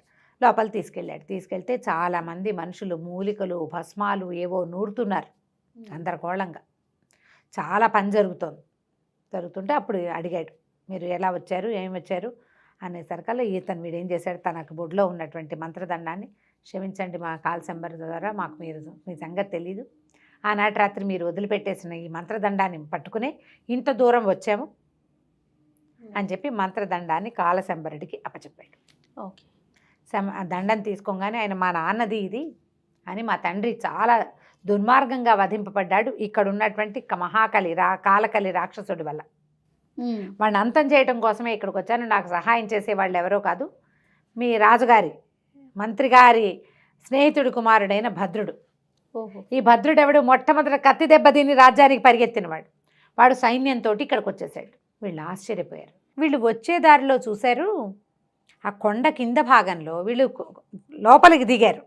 లోపల కూడా కొండలున్నాయి, అడవులున్నాయి, జలపాతాలున్నాయి, సరోవరాలున్నాయి. పాతాళంలో అదే పాతాళ దుర్గం. ఆ కాలకలి, ఆ మహాకలి రాక్షసుడి యొక్క సామ్రాజ్యం అదంతా. అక్కడ ఏం కనపడుతోంది? వీళ్ళకి వ్యవసాయం చేస్తున్నారు రాక్షసులు. కొంతమంది మానవులు కూడా వాళ్ళకి సహాయం చేస్తున్నారు. దున్నడానికి వాళ్ళు వాడుతున్న జంతువులు ఏంటంటే ఏనుగులు, సింహాలు, పులులు, నాగళ్ళు లాగుతున్నాయి. లొట్టిపెట్టలు ఉండవులే ఓళ్ళలో, ఖడ్గమృగాలు, వాటికి ముక్కుకి తాళ్ళేసి వాటిని ఏం చేశారంటే వాటిని సాధు జంతువులుగా మార్చారు. సింహాలని, పులుల్ని కూడా సాధువుల ఆహారం పెట్టి తమతో పని చేయించుకుంటారు. వాటితో తమతో పాటు అవి ఉండడానికి వీలుగా. ఇప్పుడు మాంసాహారం తినే జంతువులు వీళ్ళతో ఎందుకుంటాయి? అవును, ఆకలేసినప్పుడు ఎవడో ఒకటి మీద పడి పీక్కు తింటాయి ఏమి దొరకపోతే. అవును, అట్లా చెయ్యనివ్వకుండా చేస్తున్నారు. ఆ మొత్తం ఇదంతా ఎఫెక్ట్ అంతా కుంభీరుడిది. వీడికి ఒక రాక్షసుడు పిల్లనెత్తుపోయాడు కదా, వాడికి ఎఫెక్ట్ అనమాట అది. వాడి వంశం వాళ్ళే ఆ పనులు చేస్తారు. అయితే ఈ లోపలికి వెళ్ళిన తర్వాత భద్రుడు ఎలా వచ్చాడు అని ఆశ్చర్యపోయారు వీళ్ళు. భద్రుడు కత్తిపోటు తగిలినవాడు, వాడికి దెబ్బ మానింది. ఇప్పటికి ఈ మొత్తం ప్రయాణంలో 2-3 నెలలు గడిచిపోయినాయి. 3 months పట్టింది రాజకుమార్తెని ఎత్తుకుపోయి. అప్పటికి 3 నెలలు. ఎంత ప్రయాణం చేశారు వీళ్ళు, ఎన్ని చోట్ల ఆగారు నీళ్లలో నిప్పుల్లో. అయితే భద్రుడు అతను వేరే వైపు నుంచి వచ్చాడు. మీరు దగ్గర దారి ప్రమాదకరమైన దారిలో వచ్చారు పొట్టి రాక్షసుడు సహాయంతో. అదే పొట్టి రాక్షసుడు వీళ్ళకి దగ్గర దారి దూరం దారి ఈజీగా వచ్చే దారి చూపించాడు. భద్రుడు కొంత సైన్యంతో ఇక్కడికి వచ్చేసాడు పాతాళ దుర్గం దగ్గరికి. అతని సహాయంతో మేమేం చేస్తున్నాం, బోళ్ళని భస్మాలు అవి ఇవి నూరుతున్నారు, ఆకులు అలమలతోటి. వాటితోటి రాక్షసులకి మత్తెక్కిస్తారు. ఇంకొక 2 రోజులే సమయం ఉంది. 2 రోజుల్లో ఈ మహాకలి రాక్షసుడి యొక్క శతదినోత్సవం. శతదినోత్సవం అనకూడదు, శతవర్ష జయంతి, 100వ పుట్టినరోజు. ఆ రోజు మర్నాడు శశికాంతుడిని బలిస్తారు. సర్వలక్షణ సంపన్నుడైన క్షత్రియ యువకుడిని బలివ్వాలి పుట్టినరోజు మర్నాడు. అప్పుడు కాంతిసేనని సర్వలక్షణ సంపన్నురాలైనటువంటి అమ్మాయిని పెళ్లి చేసుకోవాలి. కాంతిసేనని పెళ్లి చేసుకుంటాడు, శశికాంతుడిని బలిస్తాడు. కానీ వీళ్ళిద్దరు మాది వచ్చే దారిలో ఎప్పుడు కాలశంబరుడు చెప్తున్నాడు కదా, ఇది నేను శశికాంతుడిని రక్షించాను, అతని కోసం వీళ్ళు రాక్షసులు ప్రయత్నం చేస్తున్నారని నాకు తెలిసింది, నాతో దాచిపెడదామని నేను తీసుకొస్తుంటే మధ్యలో చాలా పెద్ద యుద్ధం జరిగింది. శశికాంతుని వాళ్ళు పట్టుకుపోయారు. శశికాంతుడు వాళ్ళకి దొరికిపోయాడు. కాకపోతే ఒకే చీరలో ఉన్నటువంటి శశికాంతుడు కాంతిసేన ప్రేమించుకున్నారు, పెళ్లి చేసుకుందాం అనుకున్నారు. 3 నెలల సమయం చాలు కదా ప్రేమకి పెళ్లికి. వాళ్ళిద్దరూ కలిసే ఉన్నారు, ఒకచోటే ఉన్నారు. వేరు వేరు గూళ్ళల్లో ఉన్నప్పటికీ మాట్లాడుకుంటున్నారు. స్వజాతి వాడు కనపడితే మాట్లాడుకుంటారు. ఇప్పుడు ఒక రాత్రిలో ఈ మొత్తం వీళ్ళ నూరిన భస్మాలన్నీ చెట్ల మీదకి చేర్చాలి. నేను బ్రీఫ్గా చెప్తున్నా జయ, అసలు ఈ కథ చదివితే ఎంత ఇంట్రెస్టింగ్గా ఉంటుందో, రీడ్ అలౌడ్ చేసి పెట్టాలని ఎంత కోరికగా ఉందో నాకు. ఇది భలే ఏమనాలంటే బ్రహ్మాండమైన ఫైటింగ్. ఓకే, స్లోగా చదివితే ఎంత బాగుంటుందో. రీడ్ అలౌడ్ చేయాలని మీకోసం అంటే కథకి చకచకా చెప్పేస్తున్నారు. వీడు నుంచున్నాడు, వాడు పడుకున్నాడు, రాగాడు, తోసాడు, అవన్నీ చెప్పలేకపోతాం కదా, చదివితే కుదురుతుంది. అక్కడి నుంచి ఇంకా ఇంకా రకరకాలు ఏర్పరుస్తున్నారు. ఇంతలో భద్రుడు వచ్చాడు, వీళ్ళని పలకరించాడు. సోమకుడిని ధూమకుడిని. ఇప్పటిదాకా కథల చూడు సోము ధూము ఇద్దరు హీరోలుగా కనపడ్డారు మనకి. అవునవును. ఇప్పుడు వీళ్ళు సైడ్ క్యారెక్టర్స్ అయిపోయారు. ఇక్కడ భద్రుడు హీరో, కాలశంబరుడు హీరో. ఈ చివరి ఎపిసోడ్స్లో అతను ఏం చెప్పాడంటే, నేను మొత్తం మీరు ఇచ్చిన భస్మాలన్నీ అన్ని చెట్ల మీదకి ఎక్కిచ్చేసా, కాకపోతే సరోవరంలో నీళ్ళ దగ్గర మాత్రం ఒక ఏర్పాటు చేయాలి. అందులోకి వెళ్ళి ఆ సరోవరం లోపల ఒక రాయి ఉంది, దాన్ని తీయమని చెప్పాడు ఈయన. అది మా వల్ల అయ్యే పని కాదు, ఆ రాయి కదలటం లేదు, మీరు ఎప్పుడు పెట్టారు? ఎవరికైనా జలస్తంభన విద్య తెలిసిన వాడే లోపలికి వెళ్ళగలడు, అక్కడ 1 గంట ఉండాలి ఆ రాయి తొయ్యాలంటే. అంటే సరే ఉండండి మనం వెళ్దామని అందరినీ తీసుకుని వెళ్ళాడు. ఎవ్వరికీ కనపడకుండా జాగ్రత్తగా దాక్కోండి, నేను నీళ్ళలోకి వెళ్తానన్నాడు. 1 గంట సేపు నేను రావడానికి సమయం పడుతుంది, వెయిట్ చేయండి అంటే వీళ్ళు పైన కూర్చుని, వీడెవడో పోయాడు లోపలికి, ఎప్పటికొస్తాడో, వాడు రాకపోతే ఏం చేయాలి? రాకపోతే తెల్లవారేసరికి శశికాంతుడు చచ్చిపోతాడు, పిల్లకి పెళ్ళైపోతుంది. ఇంత దూరము వచ్చి వీడి కోసం చూస్తున్నాం మనము, పైగా ఏమిటో భస్మాలు అంటాడు, వాటితోటి రాక్షసుల్ని ఏం చేస్తాము, అది మత్తెక్కిస్తుందని చెప్తున్నాడు, ఇది అయ్యే పనిగా లేదురా, ఇంత దూరం వచ్చాము, ఏదో రకంగా వాడి మీద పడి పోని, వాడిని ఏం చేయకపోతే పిల్లనైనా తప్పించి పారిపోతే శశికాంతుడి సంగతి భద్రుడు చూసుకుంటాడు. అవును, భద్రుడు వచ్చాడు కదా ఇక్కడికి సైన్యాన్ని తీసుకుని అనుకుంటున్నారు. 1 గంట దాటిన తర్వాత పకపకా నవ్వుతూ కాలశంబరుడు బయటకు వచ్చాడు. అతని చేతిలో ఒక బంగారు మొసలి పిల్ల ఉంది. మొసలి పిల్ల బంగారపు రంగులు మెరిసిపోతోంది, చిన్నపిల్ల. పకాలు నవ్వుతూ వచ్చాడనమాట. ఇది ఇక్కడ ఉండదు, వింధ్యపర్వత ప్రాంతాల్లో ఉంటుంది, ఎలాగో ఈ నీళ్లతో పడి అది ఇక్కడికి వచ్చేసింది, ఇది దొరికింది మనకి, దీన్ని చూపించి రాక్షసుల్ని మోసం చేయొచ్చు మనం, ఇది మనకి ఒక అంటే ఏమనాలి మంచి శకునం అని చెప్పాడు. ఈ నీళ్లు లాగేశాను, లాగేస్తే ఏమవుతుందంటే నీటి ప్రవాహం పైనుంచి వచ్చేసరికల్లా ఆ రాయి తప్పిపోయింది, విపరీతంగా నీరు బయటకు వచ్చేస్తుంది. ఈయన ఎన్నేళ్ల క్రితమో దీన్ని ఇక్కడ పెట్టాడు. పాతాళ దుర్గాన్ని ముంచేసే నీళ్లు గండిపడినట్టే అనమాట. ఇంకా పైకి వచ్చేసాడు. అక్కడి నుంచి ఏమన్నాడు, ఇతన్ని అడిగాడు విరూపుణ్ణి, నీ కాల గరుడు నల్లపక్షి ఉంది కదా గద్ద, ఇది మాట వింటుందంటే అది దాన్ని చాలా బాగా వింటుందన్నాడు. అయితే ఓ పని చేద్దామని ఈ మొసలిని ఈ పక్షికి అలవాటు చేశారు. ముందు గీరింది కానీ తర్వాత మెల్లిగా కీ కీ కీ అని ఒప్పుకుంది. దాన్ని కాలికేసి దీన్ని కట్టేశారు. పక్షి కాలికేసి కట్టేశారు. రెండిటికి ఆహారం పెట్టి రక్షించారు. వాళ్ళిద్దరిని రెండింటిని జంతువుల్ని పక్కపక్కనే ఉంచి ఫుడ్ పెడితే మెల్లిగా అలవాటు అయిపోతుంది. ఫ్రెండ్స్ అయిపోయినాయి. అక్కడి నుంచి ఏమైంది, తెల్లవారేసరికల్లా రాక్షసులు అందరూ పండగ చేసుకోవటం మొదలుపెట్టారు. అతను పుట్టినరోజు కదా. అదేలే. సరే ఈ పండగ హడావిడి నడుస్తుంటే వీళ్ళు ఏం చేశారు, ఆ పైనుంచి వాళ్ళేమో తాగేస్తారు విపరీతంగా. అన్ని చెట్ల మీద దాచిపెట్టినటువంటి భస్మాలన్నీ పోసేశారు కిందకి. ఆ భస్మాలు వీళ్ళ తాగుడు ఆ భస్మము కలిసేసరికల్లా అది ముక్కులోకి వెళ్ళేసరికల్లా ఒక రకమైన మత్తు వస్తుంది, ఇంటాక్సికేషన్ లాంటిది. మత్తెక్కిపోతున్నారు వాళ్ళంతా. మత్తెక్కిపోయి పొట్లాడుకోవడం మొదలుపెట్టారు. వాళ్ళలో వాళ్ళు కొట్టుకుంటుంటే మహాకలి అతనితో పాటు ఒక వృద్ధ సేవకుడు ఒక ఆయన ఉంటాడు, ఓ రాక్షసుడు, ముసలి రాక్షసుడు. అందరు కలిసి వచ్చారు, వీళ్ళని విడదీశారు. ఎందుకురా కొట్టుకుంటున్నారని. ఇంతలో వీళ్ళేం చేశారు, ఈ పక్షి కాలికి మొసల్ని కట్టారు కదా, ఆ పక్షిని తోలేరు వాళ్ళ దగ్గరికి వెళ్ళమని. పైనుంచి పక్షి ఈ పాముకి వేళ్లాడుతున్నటువంటి ఇది మొసలి చూసేసరికి వాళ్ళు వెళ్ళేమనుకున్నారు, వీడి పుట్టినరోజు కొడుకుని దీవించడానికి ఘోర కలిట వాళ్ళ నాన్న రాక్షసుడు చచ్చిపోయాడు, వృద్ధ రాక్షసుడు వాళ్ళ తండ్రి. ఆయన వచ్చాడు దీవించడానికని వీళ్ళంతా దండాలు పెట్టారు. మా నాన్న నల్లపక్షిగా ఎందుకు వస్తాడు, చీచి అంటాడు ఈయన. పెద్ద రాక్షసుడు ఏమంటాడు, చీచి మా నాన్న నల్లపక్షిగా ఎందుకు వస్తాడంటే మనోభావాలు దెబ్బతింటాయి. మిగిలిన వాళ్ళకి కొంతమందికి నచ్చలేదు, అలా చెప్పకూడదు. ఇంతలో ఏమైంది, ఆ వేళ్లాడుతున్న బంగారు మొసల్ని చూసేసరికి ఇతనికి అనుమానం, ఏదో తళుక్కుమంటోంది. పక్షి బాగా పెద్దది, దాని కాలికి ఇంతే ఉంది, ఇది మొసలి పిల్ల ఇంతే ఉంది, అది ఉండుండి దగదగలాడుతోంది. బాగా కీన్గా చూసి ఏమన్నాడంటే, అసలు ఈ మొసలి మన ప్రాంతంలోది కాదు, ఎవరో మనుషులు తిరుగుతున్నారు, కాలశంబరుడు ఏదో మోసం చేస్తున్నాడు మన్ని అని చెప్పాడు. కానీ జనాలు ఆగల. ఇంతలో ఈ సరోవరం నుంచి రాయి తీసేశాడుగా, ఒక పెద్ద శబ్దంతో నీళ్లు రావడం మొదలుపెట్టినాయి. అన్ని పక్కల నీళ్లు. రాక్షసులకి బర్త్డే సెలబ్రేషన్స్ అయిపోయినాయి. ఇంతలో వీళ్ళు అంతకుముందు వీళ్ళు ఏం చేశారంటే, ఒక చెట్టు బోధలోంచి చిన్న ద్వారం చేసి చూపించాడు. అక్కడ కాంతిసేన ఒక అమ్మాయితో కలిసి విహరిస్తున్నట్టు, వాళ్ళకి కాపలాగా కుంభీరుడు ఉన్నట్టు. అప్పుడు ఏం చెప్పాడనమాట, రాహువు కేతువు ఇద్దరు రాక్షసులు ఉన్నారు కదా, రాహు వంశం వాళ్ళు కేతు వంశం వాళ్ళు ఉన్నారు. రాహు వంశం వాళ్ళు చిన్న గ్రూపు, అది కుంభీరుడు అనుకో. ఓకే. కేతు వంశం వాడు చాలా పెద్ద గ్రూపు. వాళ్ళ దగ్గర వీళ్ళు బానిసలుగా ఉండవలసి వచ్చింది. అందుకే ఆ పిల్లని ఎత్తుకురావడం ఇష్టం లేదు వాడికి, పాపం చచ్చినట్టు తీసుకొచ్చాడు. ఇంకో దారి లేక అమ్మాయి కూడా చెప్పాడు, నీకు నచ్చిన వాడి నుంచి పెళ్లి చేస్తానమ్మా, లాస్ట్ మినిట్లో నేను తప్పించేస్తాను అని. ఆ కుంభీరుడు అక్కడ కూర్చొని కనపడ్డాడు. నీ వంశం వాళ్ళకి మొత్తం పాతాళ దుర్గాన్ని ఇచ్చేస్తానని ఈయన ఇతను ప్రామిస్ చేశాడు. ఇది కాలశంబరుడు, మాకు హెల్ప్ చెయ్యి.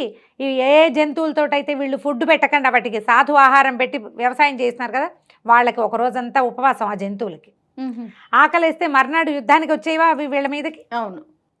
ఏనుగులకి ఫుడ్ లేదు, సింహాలకి పులులకి ఫుడ్ లేదు, బాగా తిక్కొచ్చేసేలాగా చేసేసారనమాట. సమయానికి కాంతిసేనని తెచ్చి మీకు అప్పచెప్తాను, ఆ జంతువులను వదిలిపెట్టేస్తాను. వాళ్ళ గ్రూపు కింద ఉన్నాయన్నమాట. ఎప్పుడైతే ఈ నీళ్లు తన్నుకొచ్చేసినాయో రాక్షసులందరూ తలా ఆ పక్కకి కకావికలుగా పరిగెత్తారు, పారిపోయారు. ఏ పక్కన వాళ్ళ ఆ పక్కన. అక్కడి నుంచి జంతువులను వదిలేశారు.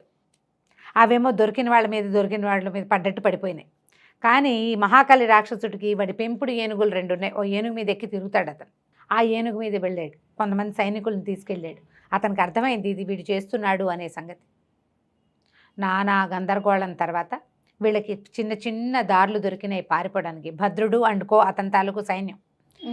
ఈ లోపల కుంభీరుడు ఏం చేశాడంటే, కాంతిసేనని శశికాంతుడిని తీసుకొచ్చి చెప్పాడు. నిజానికి శశికాంతుడి చుట్టూతో తిరిగింది కథ, అతన్ని హీరోగా ఎక్కడా చూపించలేదు. అవును, మనం చాలా కథలో చూస్తాం వాడే కథకి మెయిన్, కానీ వాడు హీరోగా ఉంటాడు. అవును, వాడు హీరోగా ఉంటాడు. వాడు కేవలం హీరో వెనకాల పక్కన ఉంటాడు, వాడినే హీరో రక్షిస్తూ ఉంటాడు. హీరో రెండో వాడు అవుతాడు. మొదటేమో సోమకుడు ధూమకుడు హీరోలు, ఇక్కడేమో కాలశంబరుడు హీరో. భద్రుడు కూడా ఒక మాదిరి చిన్నపాటి హీరోగా ఉంటాడు. అక్కడి నుంచి రాక్షసుల్ని దొరికిన వాళ్ళు దొరికినట్టు కొట్టి చంపేస్తారు వీళ్ళు. వాళ్ళకి నీళ్ళంటే భయం, మంత్రాలంటే భయం. నీళ్లలో మునిగిపోతుంటే ఇక పారిపోతారు వాళ్ళు. ఇంకా చాలామంది రకరకాలుగా పడిపోయారు. ఒక్క మహాకాళి మాత్రం బయటకు వచ్చేసి పాతాళ దుర్గ నుంచి బయటకు వచ్చేసాడు. దీని మీద ద్వీపం మీద పొట్టి రాక్షసుడు వాడి పెళ్ళాంతో ఉన్నాడు, ఆ ద్వీపం మీదకి వచ్చేసారు మొత్తం. ఇదంతా నీళ్లు మునిగేసరికల్లా ఎక్కడ మట్టి ఉందో అక్కడికి వచ్చేస్తారు కదా. ఈ లోపల మంత్రి గంగాధరుడు ఆయన సైన్యం కూడా వచ్చేసింది.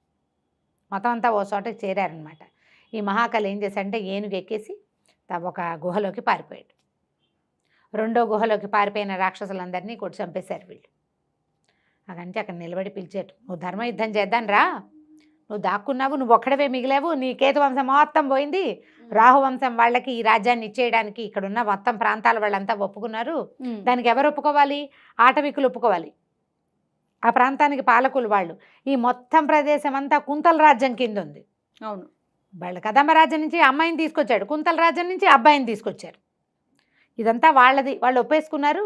నువ్వు యుద్ధం చేసి గెలిచావా నీది నీకు ఇస్తారు, లేదంటే మాకు రెడీయే మేము అనగానే ధర్మ యుద్ధం చేద్దామని అతను ఏం చేశాడు, తన ఏనుగును వదిలిపెట్టేసి వచ్చాడు. నిజంగానే బయట ఇతను ఏమన్నాడంటే, మా నాన్నని చంపేసావు నువ్వు, అన్యాయంగా ముక్కలు ముక్కలుగా తరిగావు, మా నాన్నదే ఈ దండం, ఈ దండంతో యుద్ధం చేస్తాను నేనని ఇద్దరు కలిసి ద్వంద్వ యుద్ధానికి దిగారు. భూమి అంతా కంపించిపోయింది. ఒక రాక్షసుడు, ఒక మాంత్రికుడు వాళ్ళ యుద్ధం, మిగిలిన వాళ్ళంతా చూస్తూ నుంచున్నారు. మొత్తానికి కాలసంబరుడి చేతిలో మహాకలి మరణించాడు. మరణించగానే పాతాళ దుర్గం చాలా మటుకు నీట మునిగిపోయింది కదా. ఇతను అడిగాడు కుంభీరుడు, నువ్వు ఇవన్నీ నీళ్లు తెప్పించేసావు, నువ్వు ఎక్కడెక్కడి నుంచి ఆ నీళ్ళని స్టోర్ చేసి పెట్టావో, అంతా మునిగిపోయాక నేనేం రాజ్యం చేస్తాను అంటే, సరే వెళ్ళి రాయి అక్కడ పెడతానన్నాడు. అతను మళ్ళీ నీళ్లలోకి వెళ్ళి రాయిని సెట్ చేసి పెట్టాడు. ఈ గొడవల్లో వీడి నల్లపక్షి ఎక్కడికో పోయింది. ఓహో, ఆ మొసలు కట్టేసి ఉంది కదా. సరే ఆ మొసల్ని ఎక్కడైనా దొరికితే నేను మీకు పంపిస్తానన్నాడు. ఈ కాంతిసేనని తీసుకుని, శశికాంతుడిని తీసుకుని, భద్రుడితో సహా మొత్తం సైన్యం అంతా సోమకుడు ధూమకుడితో పాటుగా ఆ ప్రాంతం నుంచి బయలుదేరారు. ఆ కాంతిసేనకు చెప్పారు, మీ రాజ్యానికి నువ్వే రాజువి, వీళ్ళిద్దరూ నీ సైన్యాధిపతులుగా ఉంటారు. ఒకడు మంత్రి, ఒకడు సలహా చెప్పేవాడు, ఒకడు బాణాలు వేసేవాడు. ఒకడు మంత్రి, రెండోవాడు సహాయకుడుగా ఉంటారు. నీ భర్త ఎవడైతే వాడికే రాజ్యం. భర్త ఎవడు? ఆల్రెడీ శశికాంతుడిని అమ్మాయి మనసా వివాహం చేసేసుకునే కుంతల దేశపు మంత్రి గారు అబ్బాయి కదంబ రాజ్యానికి రాజు అవుతాడు.